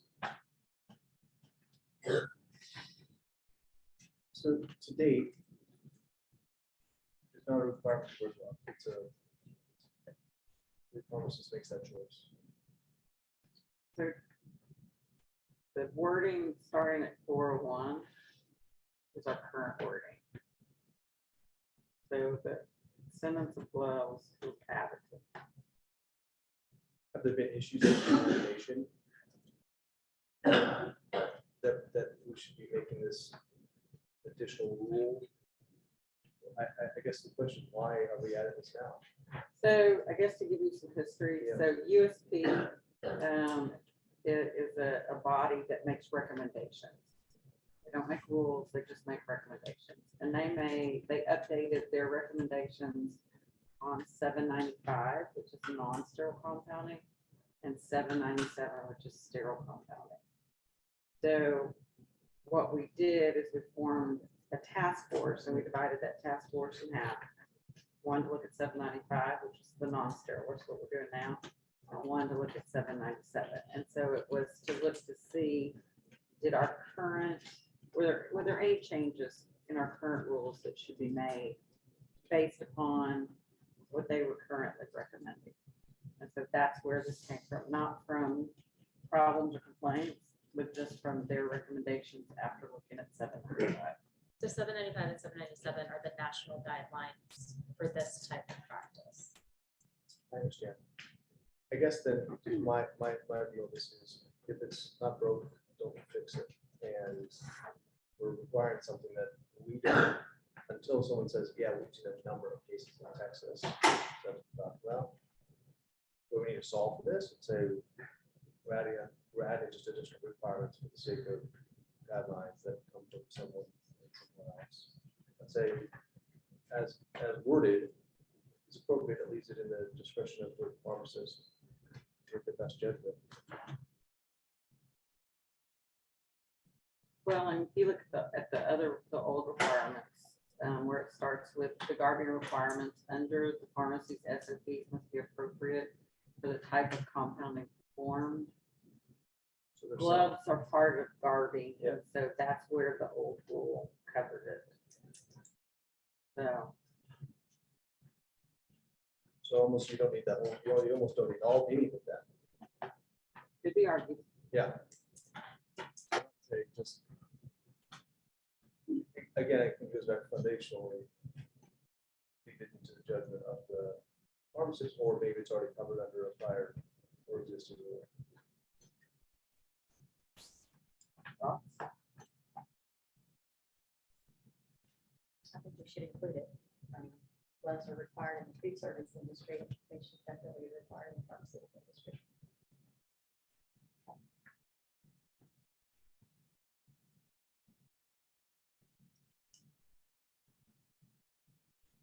Don't all speak at once. Well, you can put it forward for comment. I try to think about it. Yeah. All right. The other thing I was gonna add based on AJ, I'm not wanting to propose anything. Talk about 191 of flavoring and documentation for flavors added. Hopefully the flavoring company, whatever, can have commentary on that. I don't necessary to go in and document every flavor there unless there's a reason to say there's a problem beyond 14 days. But I think it's not mentioned at all here what flavoring or documenting what flavoring was added. I don't know if it's really been an issue before also, but hopefully they can add comments to that. Or leave that alone. I thought about that till we mentioned it, so I appreciate mentioning that. What is the pleasure of the board? I think we leave it alone and see if somebody else wants to comment on Yeah. that. Oh, yeah. Oh, yeah. Yeah. We're all, so we're asking for it. Yeah, overall.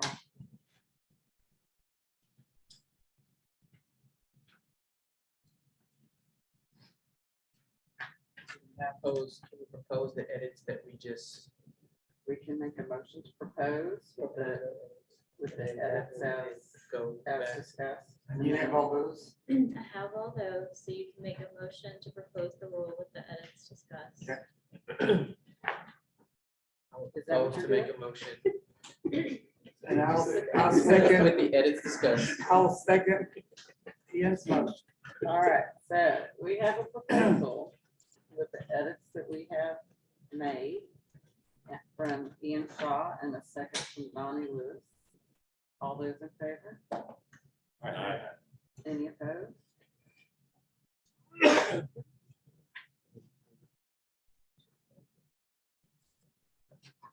All right. John, you want to take us through rule review and then we'll break for lunch? You want to go for lunch now? Okay, I'm getting that we should go for lunch now. We do have somebody coming in at, or we have something at 1:15. So if we can return, we'll return at 1 o'clock. All right. More than five. Just give everybody a few minutes. It's 12. 1 o'clock. All right, 1 o'clock, we will return for lunch. And at this time, we'll adjourn. Thank you.